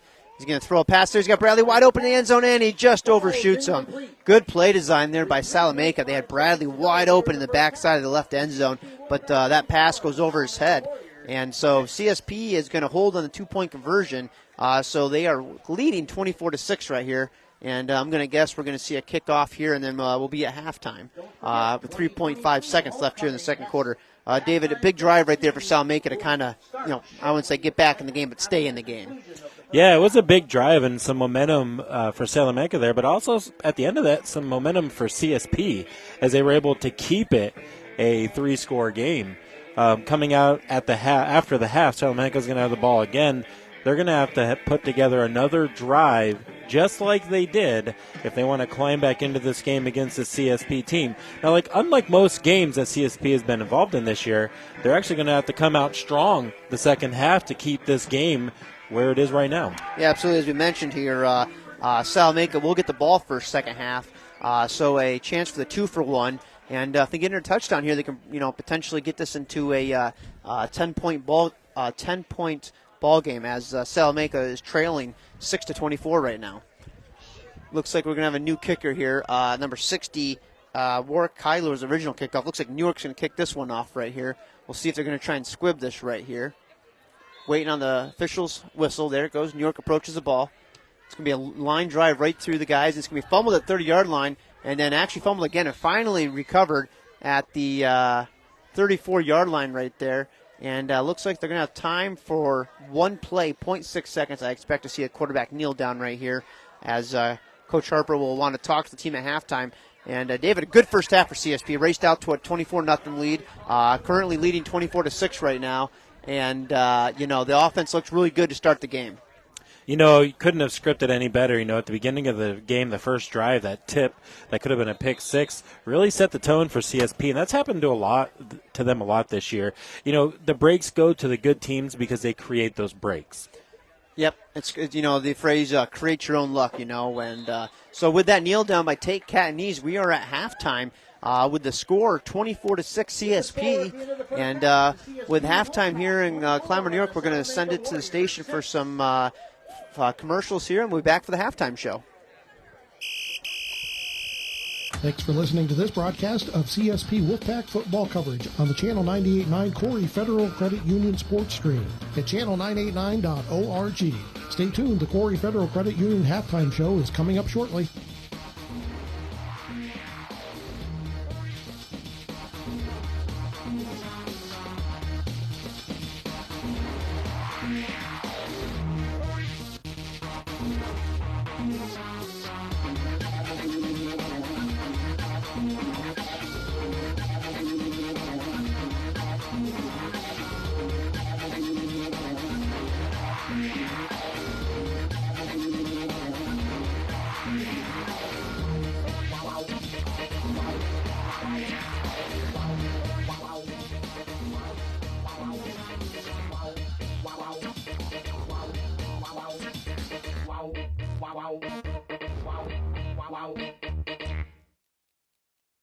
WHYP-LP Corry. The Corry Federal Credit Union is the platinum sponsor of CSP Wolfpack football play-by-play coverage on the Channel 98.9 sports stream. The Corry Federal Credit Union would like to wish the Wolfpack the best of luck this season. The Corry Federal Credit Union has been serving the community since 1958. They offer a wide range of financial and banking services for you and your business. The Corry Federal Credit Union is located at 728 Worth Street in Corry, 56 North Main Street in Union City, 315 Main Street in Spartanburg, and online at corryfcu.org. The Channel 98.9 sports stream thanks the Corry Federal Credit Union, a not-for-profit organization, for their support of CSP Wolfpack football play-by-play. This is Channel 98.9 music.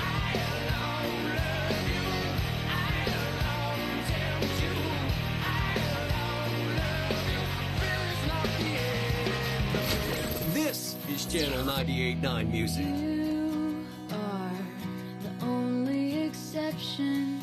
You are the only exception. And this is Channel 98.9 music. So who the hell am I to expect a savior? Oh, if I only talk to God when I need a favor.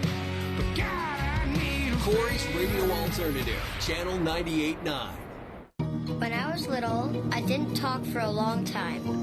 I was sensitive to lights and sounds, so I built secret hiding places where they couldn't get in. Sometimes I do the same things over and over, until one day I found out I had autism. My family got me help. Slowly, I learned how to live with it better. Early intervention can make a lifetime of difference. Learn the signs at autismspeaks.org/signs. Brought to you by Autism Speaks and the Ad Council. Hi, I'm Bob Stye. I host the Grunge Garage. We take you back to the 1990s with all your favorite alternative and Britpop songs. I know you missed these songs, and you got them all with me. Plus, once an hour, we do mandatory Morrissey and a salute to my favorite, sad but mighty lyrical god.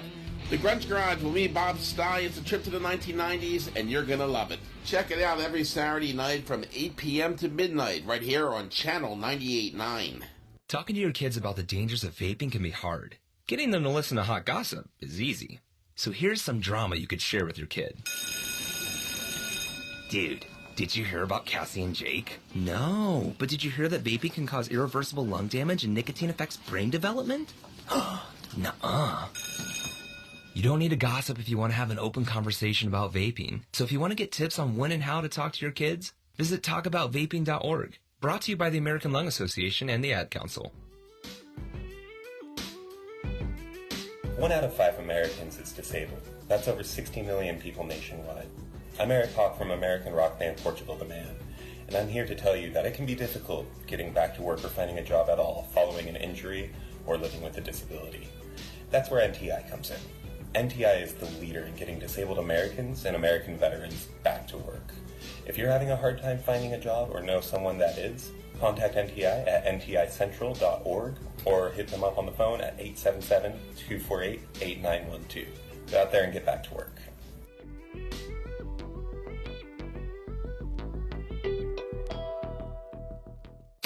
Corry's only locally operated radio station is Channel 98.9. With your eerie weather, your favorite personalities. Thank you so much for joining us on a Monday. You see today local news, entertainment, and information around the clock. And Corry's modern rock. Channel 98.9, your one radio station. Adopt US Kids presents Multiple Choice Parenting. You're bringing your daughter to a pop concert. Do you A, wear earplugs? Isn't this fun, Dad? I'll have a soft pretzel. Or B, just roll with it? Justin! OMG! I love you, Justin! I love you! You don't have to be perfect to be a perfect parent. Teens in foster care will love you just the same. For more information on adoption, visit adoptuskids.org. A message from the U.S. Department of Health and Human Services, Adopt U.S. Kids, and the Ad Council. Hi, I'm Angela Morton. I help bring awareness of drug and alcohol issues to rural areas. Let's talk about addiction. Did you know addiction is a medical condition that is treatable? Using drugs or alcohol changes your brain, and treatment can help people recover from addiction. If you or someone you know are struggling with drugs or alcohol or wonder if you might be addicted, help is available even if you don't have insurance. It's your life and your decision. It just starts with a phone call. Call 1-800-662-HELP and ask about treatment options in your area. This message is brought to you by Channel 98.9, Corry's radio alternative. CSP Wolfpack football coverage on the Channel 98.9 sports stream is powered by Lictus Oil and Propane and Clymer. Family-owned Lictus Oil and Propane continues to supply liquids and fluids for agriculture, industry, and homeowners. Heating oil and propane services and off-and-on diesel fuel services are also offered. The Channel 98.9 sports stream thanks Lictus Oil and Propane for being a major sponsor of CSP Sports. Some people won't give you the real talk on drugs, but it's time we know the facts. Fentanyl is often laced into illicit drugs and used to make fake versions of prescription pills. You can't see it, taste it, or smell it. Suppliers mix fentanyl into their products because it's potent and cheap, and the dealer might not even know. Keep yourself and others safe by knowing the real deal on fentanyl. Get the facts. Go to realdealonfentanyl.com. This message is brought to you by the Ad Council. This is your captain. We are going to be experiencing some slight turbulence. Please fasten your... Oh, hold on. Just got a video of my cat. Imagine the pilot of an airplane was as confident as you are texting and driving. Seems kind of crazy when you put it like that.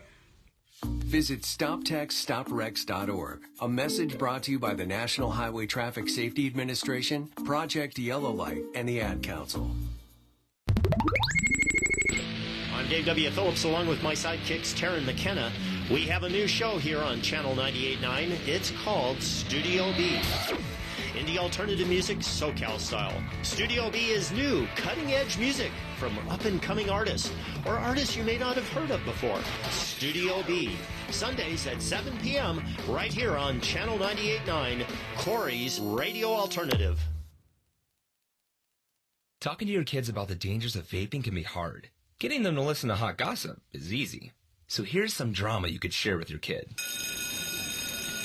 Dude, did you hear about Cassie and Jake? No, but did you hear that vaping can cause irreversible lung damage and nicotine affects brain development? Nuh-uh. You don't need to gossip if you want to have an open conversation about vaping. So if you want to get tips on when and how to talk to your kids, visit talkaboutvaping.org. Brought to you by the American Lung Association and the Ad Council. What is dedication? My biggest fear in the middle of my addiction was that my kids wouldn't have a father. And I started thinking, you know what? This isn't my story. I definitely had to become a better man to be a better father. It's important to me that my kids are empowered and truly believe that if they can think it, they can do it. That's dedication. Visit fatherhood.gov to hear more. Brought to you by the U.S. Department of Health and Human Services and the Ad Council. This is Channel 98.9 Music.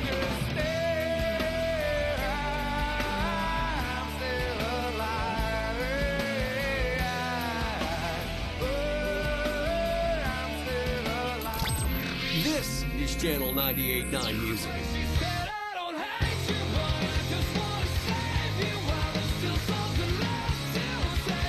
And this is Channel 98.9 Music.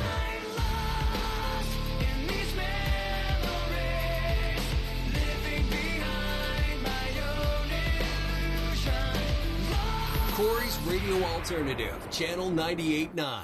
Thanks for tuning in to CSP Wolfpack football play-by-play coverage on the Channel 98.9 Corry Federal Credit Union Sports Stream, powered by Lictus Oil and Propane. The halftime show is a presentation of the Corry Federal Credit Union.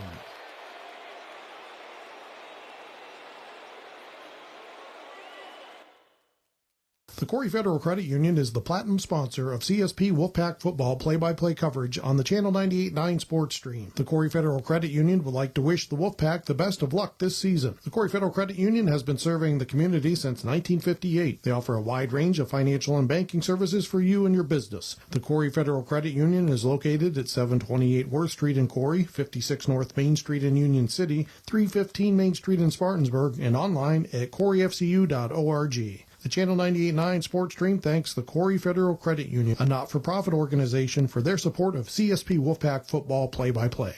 CSP Wolfpack football coverage on the Channel 98.9 Sports Stream is powered by Lictus Oil and Propane and Clymer. Family-owned, Lictus Oil and Propane continues to supply liquids and fluids for agriculture, industry, and homeowners. Heating oil and propane services and off-and-on diesel fuel services are also offered. The Channel 98.9 Sports Stream thanks Lictus Oil and Propane for being a major sponsor of CSP Sports. And welcome back to the halftime show here, as CSP has a 24-6 lead here. This game being played on a Saturday afternoon in Clymer, New York. And David, big half for the CSP right there. Your thoughts, your analysis on the first half? You know, I think CSP, they really got a lot of breaks in the first half that allowed them to continue to compound points and jump out early to 24-0. At the end, Salamanca had a chance to come downfield. They were able to execute a couple fourth downs and get into the end zone to make it 24-6. They did not get the 2-point conversion, and that's where we stand going into the half. So to me, the difference in the first half, the 2 interceptions by Bryce Hinsdale that were around midfield, and then you had the couple of missed opportunities, if you will, from Salamanca. This game could be a lot closer. However, Salamanca gets the ball coming out of the half, and they could make this a game again. Yeah, on the first possession that CSP scored on in the game, dropped pick 6 by the Salamanca defender, jumped the bubble screen right there. Could have totally changed the complexion of the game. But talking about the scoring was started with a 24-yard Tate touchdown pass to and I can't read my own writing down there. I think that was to Alex Barmore, yes. With 9:47 left in the first quarter, go up 7-0. We had a 1-yard touchdown run on a quarterback keeper for Tate with 3:54 left in the first quarter to extend the lead to 14-0. And then a great 26-yard touchdown pass from Tate Catanese to Carter Brink in the far end zone on the first play of the second quarter. And then we had a 27-yard field goal by Bryce Hinsdale with 6:28 left, and that made the score 24-0. And with 3.5 seconds left in the second quarter, Salamanca was finally able to get on the board, and they closed the scoring 24-6. And that was a 1-yard catch by Cameron Hoag. And as you said, Dave, I think the key is your first possession right here. Salamanca is going to get the ball first and a chance to cut this to a 10-point lead. You know, that field goal by Bryce Hinsdale, you know, the impact of that can't be overlooked either. It was a 27-yard field goal attempt, I believe, that went through, and that really forced Salamanca to go for 2 on that last touchdown. Or, you know, the reality is this game could have gone either way in the first half. The breaks really helped CSP. You know, I'm looking forward as we get ready, you know, about 7 minutes left here before we have Andy's favorite part, the 3-minute stretch. And we're about 10 minutes away from kickoff here in the second half. Yeah, you know, homecoming weekend here, and I'm not sure which school. I think the stance is in Clymer this year. But the homecoming weekend here for the CSP football team, as they announced the court right there. So we're going to have a 20-minute halftime, and then we have to have 3 minutes for stretching after it, which I don't understand it. You stretch during your halftime, but, you know, that's just me being – I don't get it. Everybody up here agrees with me. It's stupid. But 6 minutes left here in halftime, plus 3. And, you know, CSP, I was really impressed with that first half there, David. They really came out strong and, you know, 24-0 lead. And, you know, this is not any pushover team. This is a Class C team that is vying for the Class C South title and who is undefeated in league play and 5-1 or 4-1 on the year. Yeah, and, you know, you said it best. I mean, this Salamanca team came in winning 4 in a row. You know, but if you look at the level of competition that CSP has played this year, there's been some teams where they should have beaten. And then there's some teams that they beat really – they really beat. Yeah. And you look at their record now, like Southwestern, that's the only loss of the year so far. And they've been killing teams since then. I mean, Southwestern with a big loss. I think the final score is 38-3. Really just got smoked by CSP opening weekend. And they're the other team competing with the team on the field right now, Salamanca, for that Class C South title.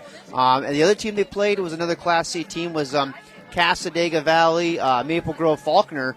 Those 3 teams combined now. And they're a pretty solid Class C team, 500 in the league. But, you know, CSP beat them pretty soundly. You don't hear too often a Class D teams going up and beating Class C teams, you know, regularly like this and, and by a lot. So 5 minutes left here in the halftime still. And, finishing up the season, and we'll kind of, since we have some extra time here, talk about the next couple weeks. Next week will be another home game. And that will be against, I believe, Gowanda Pine Valley as we get back onto league contests here. And then the last game of the year will be probably for the division title, as Clymer will be playing Franklinville-Elkaville. And both teams right now are undefeated. Franklinville-Elkaville also actually now 6-0 with a win last night. I don't remember who they played, but they are 6-0 so far. And I'm guessing the league title is going to come down to whoever wins that October 20th matchup, which will be in Franklin-Elkaville, and we will have that game live for you on Facebook Live and the 98.9 Sports Stream online. But that's going to probably be for the division title this year. Yeah, you know, a lot of football played so far, but if you think about it, this CSP team has a really good chance to play a lot more after the regular season. Yep, absolutely. And as Section 6 playoffs would start probably October 27th, as that will be the quarterfinals, and then we'll have semifinals, and then the sectional finals, as usual, up in Buffalo at Highmark Stadium, where they get to play on the Buffalo Bills home stadium right there. So with about 3 minutes left in halftime, we're actually going to send it back to the station here for some additional commercials. Coverage of Wolfpack football on the Channel 98.9 Corry Federal Credit Union sports stream is provided in part by Whiteland Surveying in Clymer, providing land surveys for Chautauqua and Cattaraugus counties in New York and Erie, Warren, and Crawford counties in Pennsylvania. Phone 716-499-8410. Find them online at mwhitepls.com. The Channel 98.9 sports stream thanks Whiteland Surveying for their support. Coverage of Wolfpack football on the Channel 98.9 Corry Federal Credit Union sports stream is provided in part by Bush Septic Services, serving the local area since 1959. Austin White can be reached at 716-355-8843 or at bushsepticservices.com. The Channel 98.9 sports stream thanks Bush Septic Services for their support. Coverage of CSP Wolfpack football is brought to you in part by Caflisch Pallet and Wood Services in Clymer, a leading provider of new, heat-treated, and recycled pallets and wood services since 1993. Find them online at caflischpallet.com. Phone 716-355-4354. Caflisch Pallet and Wood Services wishes the Wolfpack the best of luck this season. Support for Wolfpack football on the Channel 98.9 Corry Federal Credit Union sports stream is provided in part by Clymer Hardware and Home Center, serving the Clymer area since 1873 with all your hardware needs at 8746 West Main Street and online at clymerhardwareandhomecenter.com. Best of luck to the Wolfpack from Clymer Hardware and Home Center. This Wolfpack broadcast is brought to you in part by Cornerstone Restaurant and Bakery at 104 East Main Street in Sherman. The Cornerstone offers breakfast, lunch, and dinner, and baked goods. The phone number is 716-234-4002, or find them on Facebook. The Channel 98.9 sports stream thanks the Cornerstone in Sherman for their support. And welcome back, Wolfpack fans, as the CSP team is taken back to the field to get warmed up here for the second half, and see the Salamanca team also coming out of their locker room here. And David, your keys to the second half for both teams. What does CSP got to do to keep this lead going, and what does Salamanca got to do to get back into it? So I'll start with CSP, and what CSP has to do is, I think I've almost said this every week too, coming out of the half, do exactly what you did in the first half. Maybe not rely so much on a couple of breaks as you did, but I think if they continue to do what they did, throw the ball well, run the ball well, play stout defense, I think that the second half for CSP could even be more explosive than it was in the first half. Now, for Salamanca, what they have to do is they have to come out strong in the second half. They cannot come out and go 3 and out. They really can't come out and not score points to start the second half offensively. Now, offensively, I'd like them to get Newark into the game a little bit more. Defensively, they just have to find a way to stop the passing attack of CSP. That's where it's going to start. You may want to start, dropping another guy back or bringing. It's tough. No matter, it's easy to sit up here and say bring another guy in the box. Cover better, Yeah, but reality is the coverage from Newark's actually been pretty good most of the game. When you have a team as good as CSP offensively, it's really hard to stop them. But they're going to have to make some adjustments somewhere defensively. They may have to drop somebody else back into coverage or spy the quarterback, because Cat needs to beat you with his legs if you stop the passing game. Just a lot of changes that Salamanca has to make. I'm not sure there's going to be enough time for them to make all those changes coming out into the second half, but hey, it is high school football. Now, I do want to say, as the playoffs roll around, there is a rule. Instead of the 3-minute stretch, they get 5 minutes. So I just wanted you to be aware of that. And I may have just made that up, Andy. If there is, I'm going to have to take a Napa halftime with a stretching thing on it. We got about a minute left here in the extra stretching time. CSP looks ready for the second half kickoff here. Salamanca is finishing up their stretching right here, and I think everything you said there, David's correct. I mean, if you're Salamanca, you got to come out here and you got to get some points on that first possession, and you got to stuff this explosive CSP offense, who and actually I've got their I think their points for the year so far, and who has had a great year. Tate Catney's obviously the spark that's leading the offense right now. And let me grab my packet right here. I know they've only given up 19 points going into this game, so that's now 25 on the year. And nope, I don't have it on my packet. I thought I was going to give you the points for the season scored by CSP, but I don't have that in front of me. But it's been a lot, David. Let's put it that way. Yeah, they've scored a lot, and if you think about it, they could have scored a lot more, because coming in the second half, they usually go to the second string. And I think any team that plays Cat Little Valley this year can score 100 points on them. It was one of the most non-competitive games, and score was 49-0 at halftime, and but 22 seconds left right here. Salamanca looking to get it, and before we go back to the second half, or the start of the second half, we're going to send it back to the station for these commercials. Wolfpack football on the Channel 98.9 Corry Federal Credit Union sports stream is provided in part by Countertop Solutions, a proud supporter of Wolfpack athletics. Countertop Solutions wishes the Wolfpack luck in their pursuit of excellence on the field. Wolfpack football on the Channel 98.9 Corry Federal Credit Union sports stream is brought to you by Panama Auto Center, offering automotive service, New York State inspection, and more. Located at East Main Street in Panama or on Facebook. Phone 716-782-2110. Channel 98.9 sports stream thanks Panama Auto Center for their support. Feelin Saucy in Sherman, New York is a proud supporter of Wolfpack football coverage on the Channel 98.9 Corry Federal Credit Union sports stream. Serving pizza, subs, wings, and more at 111 West Main Street in Sherman. Phone 716-234-4014. Go Wolfpack from Feelin Saucy. Welcome back to Clymer, New York here for the start of the second half here in a non-league Class C versus Class D matchup between the CSP Wolfpack and the Warriors from Salamanca. CSP with a 24-6 lead at halftime. They'll be kicking off the ball to Salamanca right here, and we'll wait to see which way they're going. I don't remember here. Looks like CSP will be kicking off from the 40-yard line left to right on your radio dial, and also on your Facebook Live feed. And we've got viewers from all over the country today. We've got somebody, we had Germantown, Maryland. We have two people from Texas in separate areas. We got people from the Clymer, Sherman, Panama area, obviously, and we got Jamestown, New York. So, and I believe we have some people down in Florida also. So, once again, glad to have people all over the country listening to this broadcast. And as usual, we want to thank our sponsors for supporting us this year and allowing us to bring you coverage of CSP football this year. It's very enjoyable bringing the game and be able to broadcast it, and for people out of town to be able to watch these games or listen to them on the radio. Yeah, and, it's just very important, to thank the sponsors, like you said, Andy. Boy, another good turnout here. I want to thank Clymer Central High School for allowing us to come do the game here as well. And Bryce Hinsdale on the kickoff right here.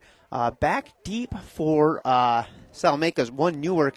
And it looks like 24, Quentin Brown, the freshman here, getting some work here on the return game. Hinsdale approaches the ball. It's going to be a short pooch kick down to about the 20-yard line. That's going to go out of bounds. And I almost think Carper might have told him to kick it out of bounds and put it at the 35. He doesn't want any more big returns by Newark today. Yeah, I definitely think that's intentional, and it's a smart move. Yep.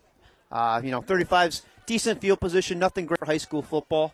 And, in football, if you gave them that in NFL football, man, they'd think that's the greatest thing ever. But in high school football, it's, decent field position. And it looks like that's a conscious decision from Coach Harper and Bryce Hinsdale. Field position does matter unless you were the Cleveland Browns last week. And a interesting twist right here. And the Salamanca coach says, go ahead and re-kick that because he's, and I like that decision right there because not only that, I believe it's a 5-yard penalty on the re-kick, and if CSP wants to keep kicking out of bounds, well, eventually it's going to be at midfield. So smart decision from the Salamanca coach right here. I'm expecting Bryce Hinsdale to keep this one in bounds. Going to be big for the coverage on the CSP team here. Boy, I tell you what, I love what Salamanca just did. As they move it to the hash, they switch the return men. They switch what side they were on. Yep. Because, that's the plan. So we'll have a re-kickoff here as out of bounds. Hinsdale kicking off from his own 35-yard line right here. He's going to boot this one down to about the 10-yard line. Yep. And looks like I don't think the official had it ready for play yet, so we're going to have another re-kick. I'm not sure if I don't think it's a penalty. I just think it's no play, basically, as Hinsdale kicked that one deep here. So Salamanca's going to hope to get a big return here from the return man and get some good field position and two false starts to get the second half going, I'd say. Yeah, that leads to one of my favorite backyard plays, the old redo. So Bryce is going to kick this one from the middle of the field. The first kick went out of bounds from the far sideline. They tried the near hash, and they got to wait for the official's whistle here. Bryce Hinsdale is ready to third kickoff attempt right here to start the second half. Brown and Newark still deep for Salamanca. Whistle's there. Bryce kicks it. It's going to be a line drive down about the 20-yard line. It's going to be picked up by Brown right there. He's got room across the 25, across the 30. Makes a man miss at the 30. He's got some open field right there. He's across the 40. Makes another miss. Finally brought down at the 46-yard line. And a great return there for Salamanca. It doesn't matter if it's Newark or Brown. They're getting yardage on these kickoff returns. And I'll tell you what I liked about Newark on that play is he didn't receive the kickoff, but he was one of the first ones downfield to block. So good job by Newark to help spring that run. Great field position again. This time Salamanca has to capitalize on it. Took 3 attempts to get this kickoff done, but Salamanca's coach made the right decision there as they're going to have good field position here. And you know what? That's a heads-up thing there because I think I probably just taken the ball at 35 and said good enough. But that's a coach being aggressive right there and being smart with accepting or declining the penalties right there. Isaac's going to be in the shotgun right here. He's going to have Allman and Tritley in the backfield. Twins left, Bradley back in the game. Isaac's going to get the ball. He's going to hand it off to Allman across the middle. He's going to break a few tackles, cross the 50. Finally brought down at the 45-yard line. Looks like the safety came up and made the tackle right there. 9-yard gain as Richter made the tackle. And yeah, I tell you. And it's going to be short. 2nd and 1 coming up. Yeah, that's what you want to see from Salamanca. We said it in the first half, right up the middle, just keep running up the gut. And it looks like Tritley is going to come off the field right here as Isaac's going to go over to the quarterback, the coach. And 31 is going to come in here, Avery Brown, the junior. And we're going to see what Salamanca's got up here. It might be going back to that Wildcat formation here. Nope, Isaac's in the shotgun right here. He's got Allman off to the left right here. 1 receiver left, 1 right. Isaac's going to bring Newark across the formation right here. It's going to give to Allman right across the middle. He's going to be stuffed right there. But he's going to keep his legs moving. And he's still moving on and dragging that pile down to about the 37-yard line. Still pushes. Ball comes out. Ball comes out at the end. Hinsdale recovers it at the 37-yard line. He is everywhere on defense. As the running back was driving his feet and got extra yardage for first down. But at the end of that scrum, the ball comes out. Boy, I tell you what, and go back to the run, an all-effort play by Salamanca to get the first down, but another bounce towards CSP. They have it 1st and 10 again. Yep, so Salamanca hoping to capitalize on the 2-for-1. Is going to have turned the ball over on what would have been enough for a first down right there. As Allman was driving his feet, and I'm not sure which defender for CSP raked that ball out, but a great job. And the man of the afternoon on defense is Bryce Hinsdale. He's now had 2 interceptions and a fumble recovery. So CSP will take over at their own 38-yard line, 1st and 10 coming up here. What do you think, run or pass? I think I can go with the run to start the game right here. Tate's going to start under center. Posker in the deep back with Johnson. He's going to have twins right. And it's going to be a fake to them. A great block by Johnson. Tate's got pressure on him. He's going to throw that ball away. And that's picked off. I think that's intercepted right there. And check the other guy. He's got the feet. And check him. You're supposed to watch the feet. And that's going to be called out of bounds. And I looked like a good interception by the Salamanca defender. And 2nd and 10 coming up here for CSP. And I think if was he trying to throw that away, David? I kind of got blocked by the thing here. That's a bad throwaway attempt. 2nd and 10 coming up here for CSP. Yeah, I think he was trying to throw it away, but just didn't get it far enough. And I actually stopped looking at it. I got this post in front of me because I thought he was throwing it away, and then I saw that the Salamanca defender came down with it. So 2nd and 10 coming up here. CSP catches a break with the interception. Yeah, and it looked like a good interception for me down here, but quarterback Tate's going to go under center. Here's going to have Posker in the I formation. Twins right here. Offset I with Johnson right there. Long count here from Tate. It's going to be a handoff to Posker across the right side. It's going to be met in the backfield, and that's going to go for no gain on the play as it looks like number 77 here. A little extracurricular activity over here by Hinsdale and Newark. Actually, it's Holleran. And 3rd and 10 coming up here as CSP's offense is kind of sputtering here to start the second half. Yeah, I think both the guys liked that contact, though. They helped each other up, gave a high five, and kept going. Nothing dirty, just 2 guys playing hard right there. Tate's going to bring Posker in motion across formation, trips to the left. Tate looking left. Got some pressure on him. It's going to be a fullback screen right there, and it's going to be caught by Johnson. Great one-handed catch, but great job by Tightly to stay with it. Drags him down for only a 4-yard gain right there. Great play by the linebacker there for Salamanca because that would have been enough for a first down if you broke that tackle. Yeah, I tell you what, it was a nice catch. That was not an easy catch, but a good job by Tightly to track him down. 4th and 6 coming up here, and it looks like CSP is going to bring out the punting unit as they are on their own side of their own 42 here, and they've got Bryce Hinsdale, the big leg here. So first time that the CSP offense has really been stopped today in the first punt attempt from Bryce Hinsdale here. Yep, you got Newark back to receive. And Newark has been extremely dangerous in the return game here. And Oh, here it is. and Hinsdale back deep. Cam McGraw's got to pick him up. Cam McGraw. Oh, we got it. Corey's got it. Good snap right here. Bryce has got it. Big boot into it. Nice kick. Plenty of hang time down to the 10. Good coverage down there by Carter Brink. And I guess I didn't see the fair signal, but it's fair caught at the 10-yard line right there. And good job by Newark not to have that pinned down inside the 5-yard line right there. Might have had some room to return, but Carter Brink was right there. Yeah, that's why you send that guy in motion, gives him a little bit of momentum heading downfield, and no one was able to pick up Brink as he was able to be there just about the same time as the ball. First down again for Salamanca. So 9:19 left here in the third quarter. CSP still leading 24-6. We're going to see the Salamanca offense out here for another possession after they fumbled getting the ball across midfield.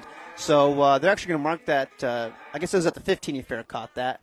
And so we're going to see a Salamanca offense starting here from the 15-yard line. They're going to bring in another receiver here, number 13, Kyle Lysandron, the junior. And he's going to have a twins left formation with the tight end Bradley. Isaac, shotgun formation. He's got Amon there. Twins receivers to the right. Isaac looking over the defense right here, checking his play call again. He's got motion here, and it's going to be a false start here by the left tackle by Salamanca. A little confusion there by the offense. They weren't set, and the timing wasn't right on that play. Yeah, and I think we may have seen that jet sweep we were looking for. Yep, looks like they're going to try and get somebody across the formation there. So 1st and 15 coming up for Salamanca from their own 10-yard line right here. And kind of a slow start for both offenses here, David, as Salamanca turnover after 3 plays and CSP goes 3 and out. Yep, big drive again for Salamanca. Pretty much we're starting the second half again. This time we're just a couple minutes in as Salamanca received the second half. Both teams gave the ball back to each other, and here we are again. Formation change and substitutions here for Salamanca as Isaac's got him in the huddle back in their own end zone. Isaac's going to break the huddle. They brought in Xavier Peters again, number 46, kind of the big guy. He made a couple yards right there. They're going to have trips left formation. Peters in the backfield right there. Isaac under center right here. It's going to be a sweep play to him. And Posker's got a chance in the backfield, and he does back at the 5-yard line right there. That's going to be a 5-yard play. Bryce Posker sheds a tackle and read that play perfectly. Loss of 5 there. Yeah, no one picked up Posker. He was able to meet the running back at the spot. And that's going to be a loss of 5. So 2nd and 20 coming up for Salamanca. They are going the wrong way. Loss of 10 yards on the first, false start penalty and a 5-yard loss on first down. Yeah, the only way to really stop that is to pull your right guard maybe your tackle and get him over there to stop that. Isaac's going to come out under center here. He's going to send one receiver to the right. He's going to have one receiver to the left. Changing the play now. He's going to have 2 backs in the backfield with him. Looks like Alman and Traitley back there. Under center right here. It's going to be a give to Alman. No, he's going to back to pass right there, and he's got a man. No, he's sacked in the end zone. Oh, he gets out of there. And Posker can't make the tackle there and finally brought down the 10-yard line. John Watson finally makes the tackle, and that's going to be about a 5-yard pickup, 3rd and 15 coming up. Yeah, he actually dropped the ball, was able to pick it up and bring it back. Now, in that instance, if his arm had been moving forward a little bit, he may have been able to roll out an incomplete pass. 3rd and 15 coming up here. And I kind of lost the ball, David, and I saw somebody getting tackled in the end zone. I thought it was a quarterback. That beam in front of you didn't have anything to do with it, Yeah, I don't think so. I kind of got a weird angle over here. But Isaac looks like he's going to come out of shotgun formation once again. He's going to send 3 receivers out to the right. He's going to bring in number 4, Carmen Hoyger, back. It's going to be a tight trips right on it. Beckering's going to go over and press that formation. He's going to send Alman out to the left. 2 receivers left. Isaac back to pass. Looking. Plenty of time. Rolls out. Steps up. He's got a man open across the sideline to be completed at the 30-yard line. And that's going to be enough for a first down. 20-yard pickup as Isaac found his running back out of the backfield. And we got a penalty back on the looks like an illegal formation on the offense. So Salamanca can't get out of their own way here. It's going to bring this back, and it's going to be 3rd and 18. I actually don't see the flag or it's been thrown, David, but the officials making a illegal formation signal. Yeah, I'm not sure on the illegal formation. Maybe too many men in the backfield. Maybe one was supposed to be up on the line. Yeah, it's got to be after the legal formation. So it's unfortunate for Salamanca as Isaac made a really good play rolling out, had a little pressure, stepped up. Found his running back down the left sideline. Would have been a 20-yard pickup and a first down. So that'll bring it back to about the 6-yard line. And 3rd and 20 coming up here for CSP. I'm sorry, for Salamanca. Yeah, it was a great play and a great throw. Great connection there, but unfortunately going to come back and time to do it again. So Isaac's going to go in shotgun here. He's going to have three receivers to right, trips formation. He's got single coverage down here with Halloran to the left. Almond in the backfield with Isaac. And that's going to be a false start again from the left tackle. And flag on the play. And there's some confusion right here with the official. I'm not sure what's going on here. And this has been a tough third down. Yep. And officials talking about this. Looks like it's a. Yep, on the left tackle and a false start right there. There's been some miscommunication down at left tackle down there, David. I don't know if he's not hearing the play call or getting it in, but he's been moving a little early right there. This is one of the things that's difficult about kind of not huddling up and doing the no huddle here, is everybody's got to be on the same page. 3rd and now 23 coming up as Salamanca's back inside their own 3-yard line. Yeah, if I'm the coach here, I'm just getting a couple yards to give my punter a little bit of room. Absolutely. Especially as now the rain was supposed to hold off after the game, but now a steady rain out there. Temperature's about 50 degrees, overcast sky. Isaac Shotgun's going to hand off to Almond up the middle. He's going to fake a pass right there, and he's going to get driven back. And he got outside the end zone right there, so it won't be a safety, but they're going to have to punt from about their own 1-yard line here, David. Yeah, I'm not sure if you're going to run there. You just want to go straight up the gut. You don't want to go outside that close to your end zone. Yep, absolutely right here. And, if I'm CSP's going to get great field position here. Now, if I'm Hinsdale and Brink back here, I really make sure that I got plenty of time to field this punt because that ball's going to be slippery out there.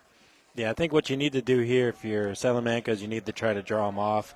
They're going to, they want to come and block this punt, so try to draw them off. Try to get 5 more extra yards. Yeah, it looks like there's too many men on the field here for Salamanca. It won't be a penalty because there's no huddle, as there's a substitution here. I think they're trying to get enough blockers in there. And it looks like they're going to go out to a punt safe formation and basically just make sure they get it off. Number 60 here, Warwick Kyler, who had the opening kickoff here, back to punt. Good snap, good kick. Oh, a short kick. It just got high up in the air, and this is going to go out of bounds at about the 15-yard line. It's going to be a 15-yard pickup right there. And CSP is going to have a great field position. They're going to start inside the red zone of Salamanca. But I tell you, and that's, of course, not what you wanted if you're Salamanca, but now they got to come out defensively and see if they can keep CSP out of the end zone again. It's interesting to see if Coach Harper's play calling changes here as pretty steady rain is picked up here, and we have a pretty good breeze going on. 5:53 left here in the third quarter. CSP with a 24-6 lead. I think they're going to come out and throw a quick one. Yeah, probably, because they like to prove me wrong. They're going to have twins left right here. Tate shotgun, Posker off to the right with Brink out here. Johnson, they're going to switch it up. It's going to go back to the power eye. Posker back in the backfield. Hinsdale's going to come off in tight. Brink still out here. Tate's going to take it to center. It's going to be a fullback dive to Devin Johnson. He's been stood up at the line of scrimmage. He's going to push ahead for maybe one, and Salamanca bottled that little fullback trap up pretty good. Yep, we got 5 minutes, 40 seconds left here in the third quarter. The score is 24-6. And breeze is starting to get pretty good out there. I see a poor Salamanca fan with his umbrella going inside out over there. As that's actually going to say a loss of 1 on the play for Devin Johnson. 2nd and 11 coming up from the 16-yard line. I almost blew away. Tate shotgun formation. Posker in the backfield with him. He's going to have Hinsdale out to the left. He's going to fake it. He's going to keep himself at the middle. He's got some room right there across the 10. Cuts inside the across the 5. Finally brought down inside the 5-yard line. Should be enough for another Wolfpack first down and first and goal coming up. Yep, be first and goal for CSP again. And it looks like we're going to have an injured Salamanca Warrior on the field. So with the injury timeout on the field, we're going to take a timeout here in the booth. Coverage of Wolfpack football on the Channel 98.9 Corry Federal Credit Union sports stream is provided in part by Bush Septic Services, serving the local area since 1959. Austin White can be reached at 716-355-8843 or at bushsepticservices.com. The Channel 98.9 sports stream thanks Bush Septic Services for their support.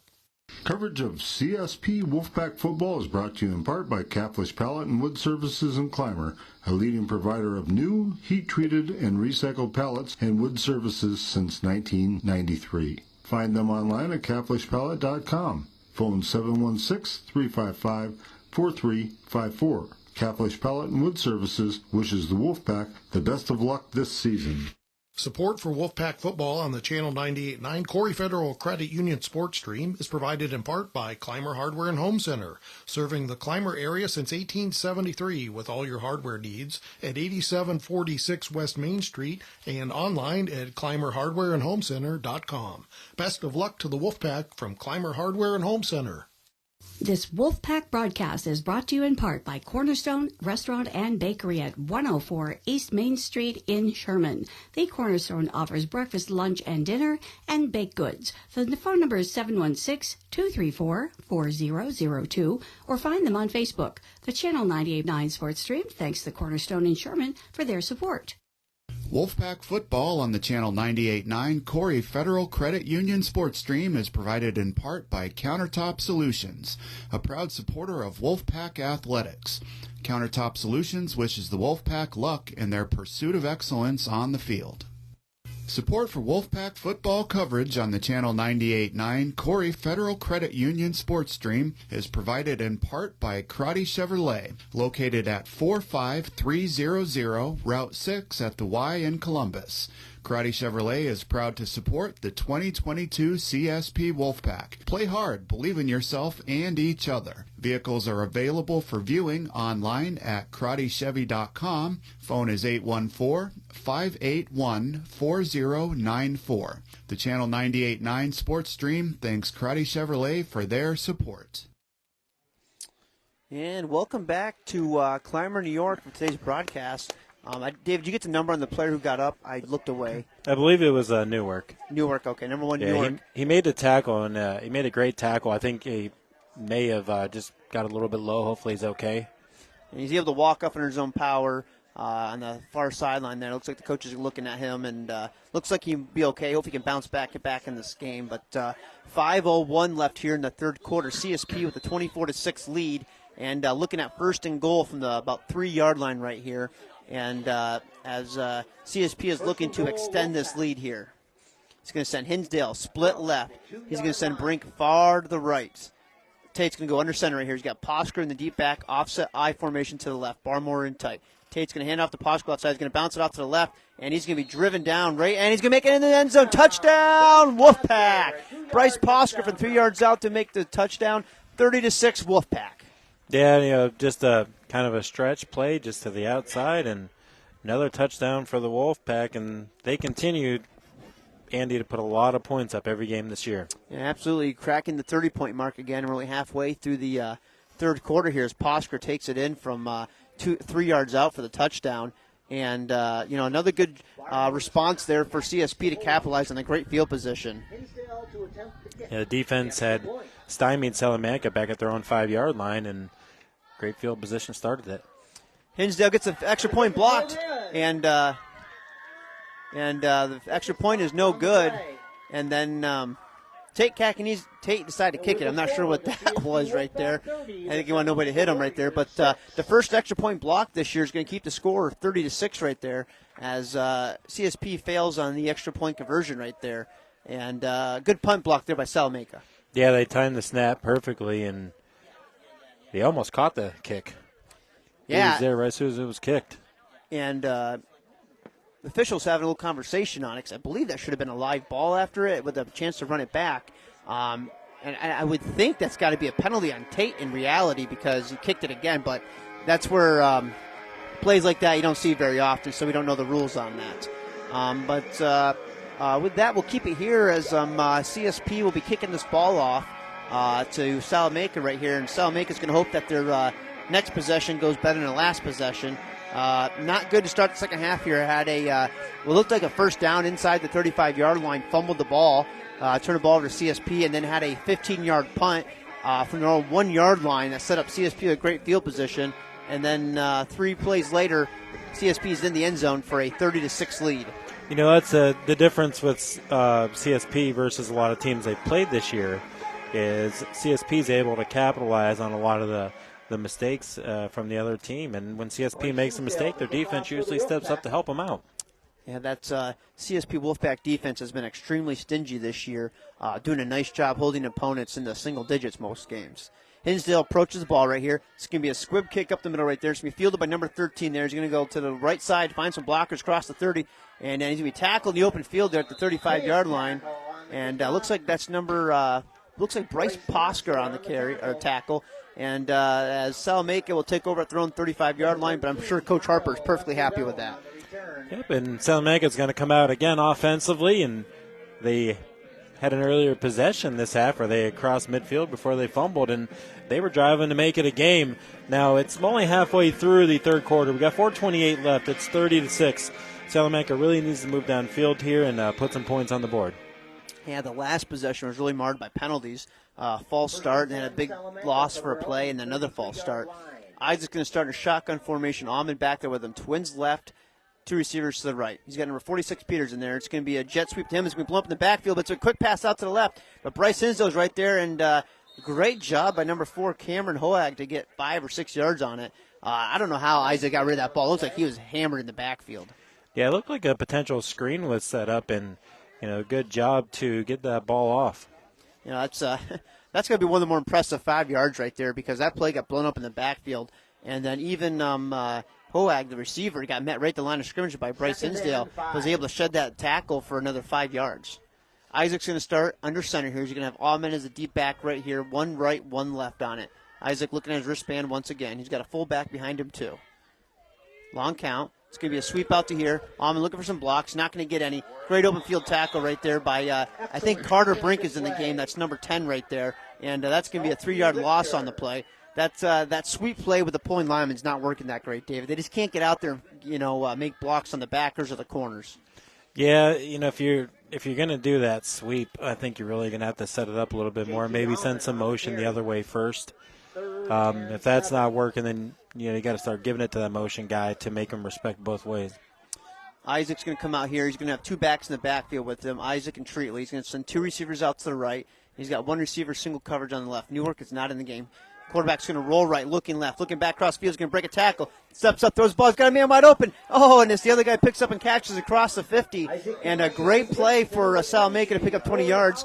But that probably should have been a touchdown to I think that was number 4 running behind him, and I think he'd have been still running. But still a good play by Salamanca to pick up 20. Yeah, I think Holleran actually jumped up, made the catch, and it may have been going to Hogue. But either way you look at it, first down. Now, Hogue was just running wide open. He got behind the secondary there, and I think that's who he was looking at. But Salamanca with a nice 20-yard completion right there. Isaac in the shotgun formation. Twins left right there. 2 backs back there. He's going to give it to Almond up the middle right there. He's going to get a few yards, keeps his feet turning inside the 40 down to about the 39-yard line. Going to be an 8-yard pickup right there. Salamanca starting to make some hay here. Yeah, they run that play really well, and I'm kind of surprised they haven't built more off of that. Keep running that play, keep plugging it, and then pull it out and throw it deep on some of those. But I expect to see the same play again. Yeah, David, the best play has been with the quarterback Isaac stepping up in the pocket and finding a receiver, kind of more on broken plays where they get behind the coverage right there. Isaac's going to go back under center, in the deep back. Treatley is still in the fullback, offset to the right. 2 receivers to the right. Isaac under center right here. Long count. He's going to fake it. It's going to be a handoff to Almond deep in the backfield. It's blown up right there. Looks like number 44, Tony Capella, and number 65, Spiesman on the block. Loss of 1 on the play. 3rd and 4 coming up here for the Salamanca Warriors. Yeah, it seems every time they go under center that the play is getting blown up. Probably need to keep the quarterback in the 3-quarter or the full shotgun. Hand that off up the middle and give him a little bit of vision and running room. Yeah, Almond's done a real nice job between the tackles. Those outside sweeps have not been there for him. He's not the fastest kid in the world, but he's a good runner between the tackles. 3rd and 4 coming up here. Isaac under center right here. He's going to give it to Almond off the right side. He's going to cut it back in, and he's going to go absolutely nowhere. Maybe 1 yard. No, that's what you're going to say, a 1-yard loss on the play. Colin Ryan and looked like Grant Lictus over there to make the stop. 4th and 5 coming up here for the Warriors. Yep, so, I think you should come out and try to draw him offside, so it probably won't happen. But maybe a fake handoff and a rollout with the quarterback for one of those broken plays again. You're down 3 possessions right here, and that's thinking you're going to get all 2-point conversions. I think you got to go for it because you're running out of time, and you might only have 3 more possessions in this game. And it looks like Salamanca is going to go for it. They're going to they're going to bring in number 13, Kyle Lasaerdun, back in the game. He's going to go on line of scrimmage far left. Isaac shotgun formation. He's going to send his fullback out to the right, Almond. back to pass, looking right, got some pressure on him, steps up, rolls to his right, looking left, back cross formation. He's going to be picked off right there. Looks like that's Colin Ryan right there. He's going to return that back to the 40-yard line. Finally brought down right there. And big interception by Colin Ryan. Really nice play by the quarterback. He's got nothing to lose. He's got to throw that ball and maybe get a pass interference or have his guy come up with it. But interception by Colin Ryan, and that's going to be Wolfpack back on offense with 21 seconds left here in the third quarter. Yeah, you mentioned it, Andy. Not really much of a choice as you roll out on fourth down. You don't want to just throw it away. You want to give your guy a shot. Just throw the ball, in the vicinity of one of your guys and give them a chance to make a play. And, reality, CSP gets the ball about 10 yards less from where they would have. Yeah, that's the one thing, quarterbacks on third down, you don't mind them throwing it in coverage or throwing it down the field, especially on third and long like that or 4th and 5, because the ball's going to them anyway, and it's basically, an arm punt, essentially, And so Tate Cattonese is going to come out here, probably have one more, maybe 2 plays here in the third quarter. Under center, he's going to have Devin Johnson offset I, twins right, 2 receivers left. He's going to bring in Tony Capella off the sweep play. It's going to give to Capella right there. He's going to get a couple yards across the 40 down to about the 43. He's going to pick up 6 or 7 as we see that jet sweep of Tony. And that's going to be the final play of the third quarter. And when we come back here for start of the fourth quarter, we're going to have a 2nd and 4 here for the Wolfpack offense. So with the conclusion of the third quarter, let's send it back to the station for these commercials. Dwayne Woods at Woods Auto Parts Napa in Sherman supports this broadcast of Wolfpack football on the channel 98.9 Corry Federal Credit Union Sports Stream. Woods offers Napa auto parts for almost anything, including small engines. The channel 98.9 Sports Stream thanks Woods Auto Parts Napa for their support. Wolfpack football on the Channel 98.9 Corry Federal Credit Union Sports Stream is provided in part by John Wiggers and Son, offering a wide variety of products for farming, landscaping, snow removal, beekeeping, and maple syrup products. Located at 7700 Route 474 North Clymer. The Channel 98.9 Sports Stream thanks John Wiggers and Son for their support. Support for CSP Wolfpack football coverage is provided in part by Keo Vlogs at keovlogs.com and on YouTube, taking viewers on hunts that remind them of their own hunting endeavors. Keo Vlogs wishes the best for the Wolfpack this season. Support for Wolfpack football on the Channel 98.9 Sports Stream is provided by Mosier's Carpeting at 8631 East Main Street in Clymer. Mosier's has carpeting and all types of flooring, serving the area for over 27 years. Online at mosierscarpeting.com. And welcome back, Wolfpack fans, as we're here to start the fourth quarter here in Clymer, New York. Looks like the rain has stopped, but it is definitely chilly out here, David. This is our first true fall game of the year, as we've had beautiful weather up to this week. Yeah, I think anything below 60 degrees is cold, Andy. Well, that's because you were coming back from North Carolina there, used to the warm heat down there. 2nd and 3 coming up here for the Wolfpack offense. Tate's going to go under center here, and it's going to be a sweep play out to Posker out there. He's going to get a couple blocks, cuts it back up. He's going to get the first down, cross the 50-yard line, and fall forward to the 46-yard line. That's going to be about an 8-yard pickup and enough for a first down. Great run by Posker. Yeah, Posker put his foot on the ground, made one move, and went downhill. Yeah, and a real nice job once again on the offensive lineman and the fullback, Johnson, getting out there and making some key blocks. Got a lane for Posker, cut it back up. Nice run there for him. And CSP crosses the 50-yard line. 1st and 10. Tate's going to come out under center. Johnson, Posker in the backfield. Hinsdale to the left. Looks like Brink to the right. Tate. It's going to be off tackle left to Posker. He's going to cut up across the 45, tackled down at the 43. Once again, number 44, Zachary Traitley, who's been everywhere, and Corey Halloran, another guy who's been all over the field for Salamanca. Those guys have been playing great both ways, offense and defense. Yeah, I've been really impressed with Traitley, and also, again, we mentioned Newark. Those have been 2 fun guys to watch today for Salamanca. Yeah, Traitley from his linebacker position, really good athlete out there. He's been flying all over the place and making some blocks on offense, middle linebacker position there. CSP once again under center, 2nd and 6 coming up. He's going to send Brink out far right, Posker deep back, Tate under center. And it's going to be a fake to Posker. He's going to roll right. He's going to get a block, rolling right, plenty of time. And he's going to throw the ball away across the sideline. Nice catch by the coach over there, but that's going to be ruled incomplete. 10:47 left here in the fourth quarter. CSP is going to have a 3rd and 6 coming up from the Salamanca 41-yard line. Yeah, good job just to get outside and get the ball out of bounds. Yeah, and better job with that one, actually, make sure that gets out of bounds. And the last one was borderline on the sideline there. It was almost picked off by the Warrior defense. CSP is going huddle here. He's going to send Bryce Hinsdale out to the left. Single coverage here. Carter Brink single on the right. He's going to have Posker in the backfield. Devin Johnson offset to the right. Barmore in tight to the formation. Tate looking to throw. He's going to fake it to Posker. Looking left. He's going to look for Bryce Hinsdale. Great catch on the sideline right there. Dragged his 1 foot at the 32-yard line, but I think he's actually going to be just short of the first down marker. No, I think they're going to give it to him. They give it to him. Oh, I don't know.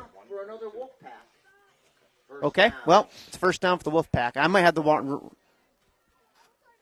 Okay, I had the wrong yard line right there. So you had to buy about 4 yards right there. I was looking at the wrong one.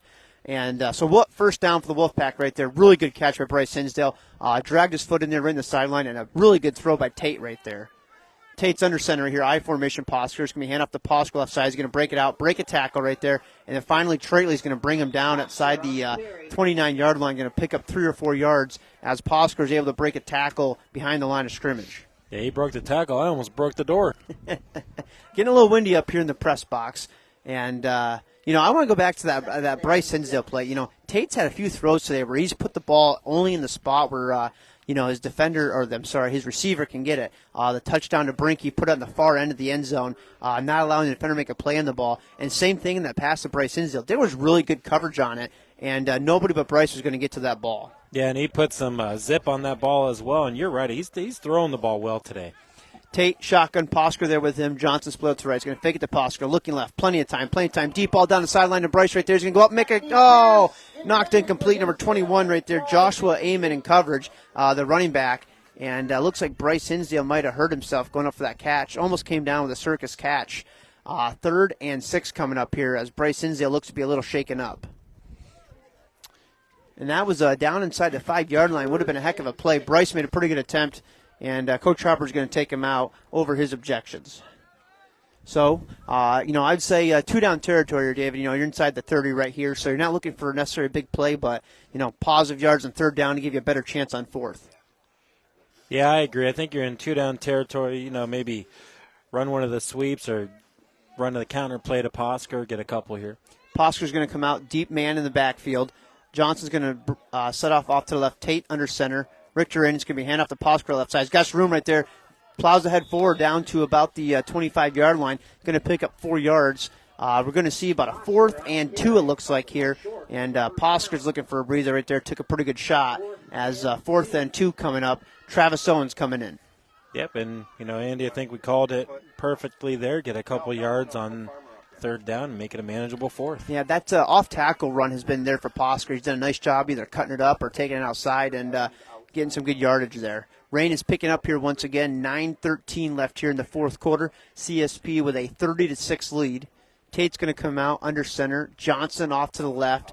Travis Owens, the deep back here. He's going to have Carter Brink far right. Hinsdale back in, far left right here. It's going to be hand off to Owens across left side. Big hole right there. Travis Owens lowers his shoulder, and that's going to be down to the 20-yard line. 4 or 5-yard pickup and enough for a first down. That left tackle over there, and I think that is on this side. I believe that is Alex Redlucky and Grant Lictus have just been clearing holes right there. Lots of room to run on the left side. Yep, good job, CSP. Back in the red zone again. CSP taking their time right here, trying to milk the clock in this 4th quarter. 8:40 left, huddling up right here. Tate's going to break the huddle right here. He's going to send Barmore. Barmore's going to go in tight here. Brink and Hinsdale going to go twins right formation just off the right tackle out there, number 51, Jaden Malecki. Travis Owens still a deep back here. It's going to give the Johnson in the middle, and that's blown up in the backfield. Johnson's got no chance on the play. And looks like that's number, trying to get number 51, it looks like. Camden Farmer, the senior. He read that fullback trap pretty well. Loss of 2. 2nd and, we'll call it 1. 2nd and 11 coming up from the 21 for CSP. Going to be 2nd and long, and expect them to continue to just run. Yeah, but I think at this point you're trying to Devin Johnson took a pretty good shot. John Watson's going to replace him right here. CSP is looking to milk this clock and get some points. He's going to send Brink out to the right. He's going to have Hinsdale in the slot right. Watson in at fullback here. Travis Owens, a deep man in the backfield. Barmore tight on this side. Tate, Catanese under center, going from right to left. It's going to be a sweep play to Travis Owens out there. He's going to get it out the outside, and he's going to break a tackle out there inside the 10. Finally brought down inside the 10-yard line, or right at it. It's going to be just short of the first down marker. 3rd and 1 coming up here. Nice run by Owens. Got some good blocks out in the open field. Yeah, good job. They get almost a first down, just a little short. Yep, about a 9 or maybe 10-yard pickup there, 2nd and 11 right there. Travis Owens, who's very good in that toss play right there. Tate Cattonese in the huddle right here. And once again, the lineman doing a good job pulling on it, and John Watson, the fullback, making a seal block right there, allowing Owens to get the yardage for that play. 3rd and 1 coming up here. It's going to send Brink out, split left. He's going to have Hinsdale single coverage on the right. Barmore in tight there. Watson straight eye formation. Travis Owens deep back. Tate Cattonese under center right here, looking over the defense, making sure everybody's set. It's going to be a give to Owens off the left side. He's going to first down. He's going to plow through a couple more guys. Finally brought down about the 5-yard line. Going to pick up 6, and that'll be another CSP Wolfpack first down. Yep, now they drive to 1st and goal. So 1st and goal at the 5-yard line here. Watson comes out, Travis Owen comes out. Looks like Devin Johnson, Posker back in. Watson still in his fullback position. Salamanca is going to bring in some reserves on their defensive line right here, trying to rotate some guys, get some fresh legs in there.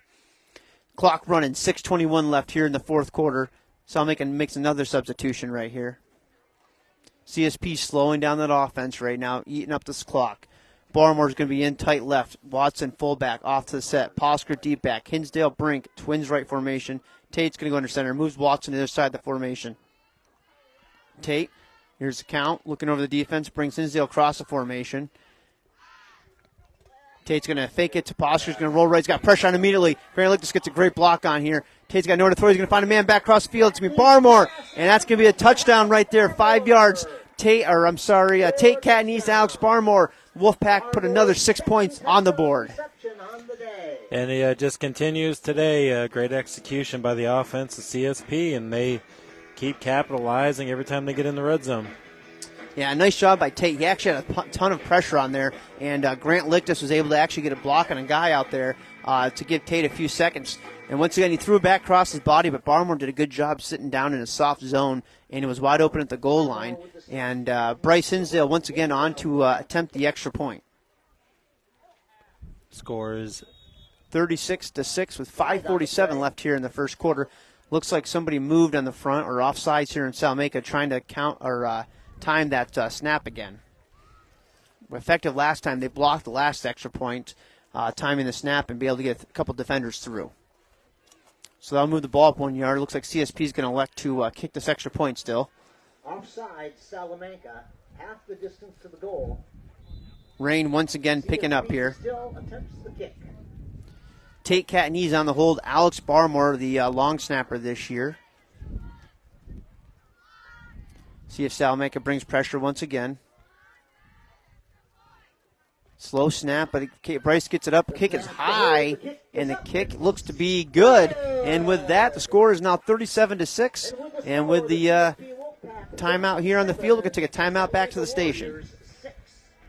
Wolfpack football on the Channel 98.9 Corry Federal Credit Union Sports Stream is provided in part by Necker's Company General Store, providing Clymer with groceries, apparel, gift items, and so much more for over 100 years. The Channel 98.9 Sports Stream thanks Necker's Company General Store for their support.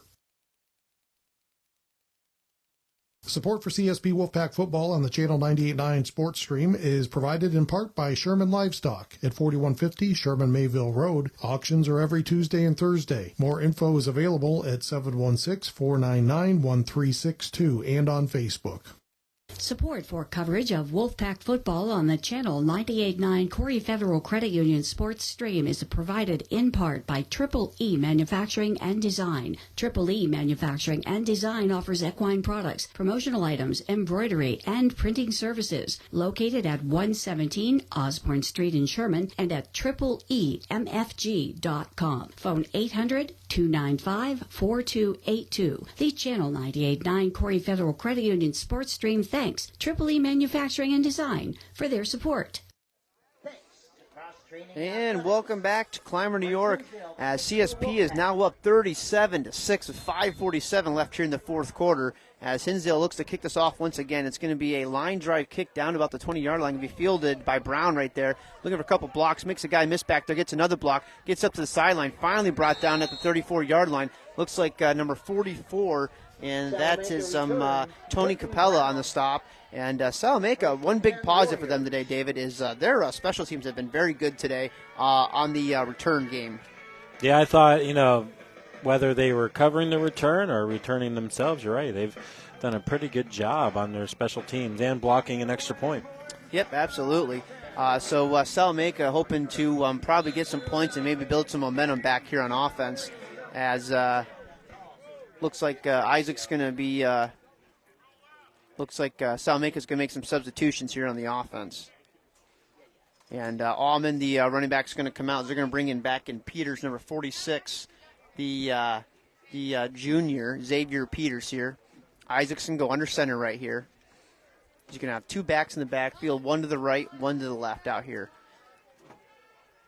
Long snap counter for Isaac's going to be hand off to Peters across the left side. He's going to be met in the backfield. And Watson and looks like number 60, I believe, on that end. Daniel Meter meet him at the line of scrimmage. No gain on the play. Yeah, so second down and 10. Number 46. And CSP defense, once again, they've been great all year. We talked about it before the game. Only give up 19 points coming into today. And now only giving up 6 today so far. They have been stingy this year. And the thing is, I think it's impressive, David, you mentioned earlier, is even after when CSP has a turnover or goes for it and gets aggressive, the defense usually bails them out. They've had a ton of interceptions this year. Bryce Hinslow's got 2 more today. I believe Colin Ryan had a fumble recovery, so they've forced 3 turnovers and also 2 turnover on downs. That's just a great job by the defense today. Isaac's going to go under center here. Peters in the backfield here. And it's going to be a sweep to Peters off the left side. He's looking for a couple blocks out there. And he's going to be met in the backfield back at the 30-yard line. And he's going to lose 2 yards on the play. As, once again, Daniel Meter doing a great job extending that play. Actually, that was 65, Alex Spiesman over there. And then linebackers filling on it to get a 2-yard loss there. Yeah, good pursuit and just a lot of levels to get through for the running back. Wasn't able to get through them all. As CSP's bringing in some backups here on the defensive line in the linebacker position. Brandon Keefe coming in here, and looks like number 20, Tim White, coming to play some corner here. And Salamanca looks like they're just trying to burn some clock here and is ready to get the buses started and start working for next week here. They just hit 4 minutes left. Yep. Isaac is going to be in the shotgun here. He's going to have Peters with him. He's going to have 2 receivers out to the right. He's going to have a single receiver, or twins left out here. Isaac looking for the snap. It's going to be a high snap right there. It's going to be a fumble in the backfield right there.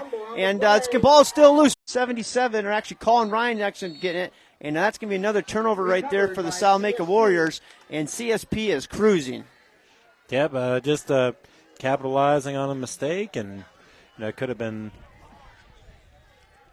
And with the turnover on the field, we're going to take a timeout here. Coverage of Wolfpack football on the Channel 98.9 Corry Federal Credit Union Sports Stream is provided in part by Whiteland Surveying in Clymer, providing land surveys for Chautauqua and Cattaraugus counties in New York and Erie, Warren, and Crawford counties in Pennsylvania. Phone 716-499-8410. Find them online at mwhitepls.com. The Channel 98.9 Sports Stream thanks Whiteland Surveying for their support.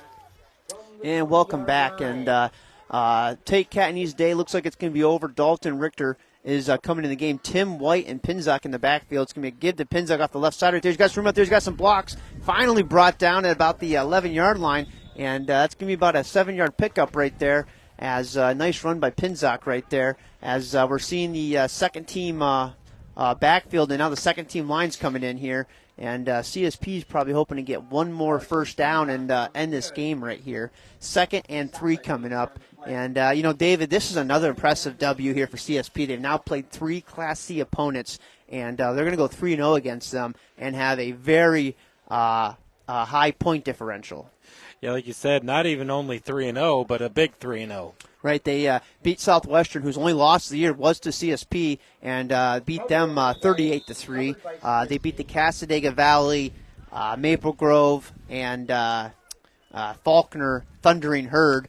They beat them 44-21, I believe, and then looks like they're going to have a nice big 37-6 victory over the Salamanca Warriors. Clock now down to 2:20 here. CSP will need to pick up one more first down in order to kneel down this game and end it right here. Dalton Richter once again in at quarterback here, number 18 for the CSP offense right here. I tell you, not a moment too soon. The rain picking up a little bit. Skarzinski in there at the left tackle. Richter tries to get him to jump. They don't move. It's going to give to Pinzek off the left side. He's going to break a tackle. He should have enough for the first down. Looks like he crossed the 10-yard line. And we'll see where the spot is. But that should be a first down and pretty much end this game here for CSP with a great victory today. Looks like Pinzek's a little gimpy getting up here. But that's going to be first and goal at the 10-yard line here. But number 56, it looks like Jacob Allen here on the offensive line. It looks like number 55, Blaine Rumahai, also in there. Number 44, Tony Capella in the backfield. And number 8, Azel Rivera is going to be a receiver out there. Looks like number 77, Colton Rhodes out there too. I think I got everybody listed. Richter, he's going to knee this right here. And this should about do it. One more knee down here. And, David, I just want to say that was a great W for CSP. I mean, this is a pretty good Salamanca team with only one loss on the year. And it really wasn't much of a contest. CSP really dominated and imposed their will today. Yeah, from the get-go, with the one break going their way, you look at it now, I'm not even sure if that pick six happens in the beginning, if it really changes the game as much as you think early in the stages of the game, because CSP just played dominant. That's the thing about this team is they can, like we said, they can make a mistake. They cannot be perfect and know that they have enough confidence to come out. Thanks for listening to this broadcast of CSP. The rain actually is pushing buttons for us here. Yeah, and actually we're going to do an abbreviated post-game show here because our equipment's starting to get a little wet, and there's I don't think our station manager would appreciate us getting anything damaged here. Support for CSP Wolfpack football coverage is provided as we're starting to have some equipment issues here. But we'll make sure we want to thank all of our sponsors right here. This has been the, our two main sponsors this year is the Corry Federal Credit Union and Lictus Oil Propane. And, of course, we as always want to list the Karate Chevy Player of the Game. And, David, I'm going to name Bryce Hinsdale today, actually, with 2 interceptions out there. And, kind of turned some momentum twice where maybe Salamanca was going to get back in the game and doing a really good job from his defensive back spot. And also had a 27-yard field goal today. Had a really nice game. Yeah, I agree with you on that. I would definitely have chosen Bryce as well. Again, honorable mention to the rest of the team, though. Great team effort today, Andy. Yeah, so like we said, we're going to do an abbreviated post-game show here because of the weather starting to turn and we don't want the equipment. So the Karate Chevrolet Player of the Game is Bryce Hinsdale, and CSP coming in here with a dominant win. Final score is 37-6 CSP over Salamanca. They will be at home again next week, I believe in Panama, New York.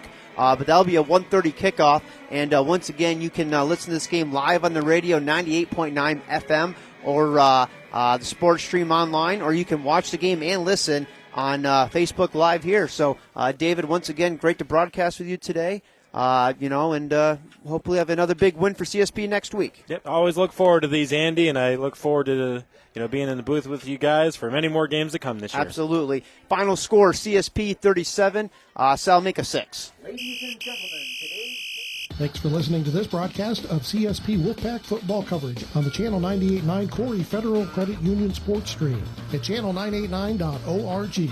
This broadcast is brought to you by Lictus Oil and Propane, Panama Auto Center, J. Edwards Insurance, Necker's Company General Store, Woods Auto Parts Napa and Woods Power Sports, Olson's Auto Repair, Countertop Solutions, Whiteland Surveying, Bush Septic, Triple E Manufacturing and Design, Sherman Livestock, Utegg's Body Shop, J.H. Napa Auto Parts, Cornerstone Restaurant, Caflisch Pallet and Wood Services, Clymer Hardware and Home Center, Mosier's Carpeting, John Wiggers and Son, Keo Vlogs, and Feelin Saucy, and the Corry Federal Credit Union.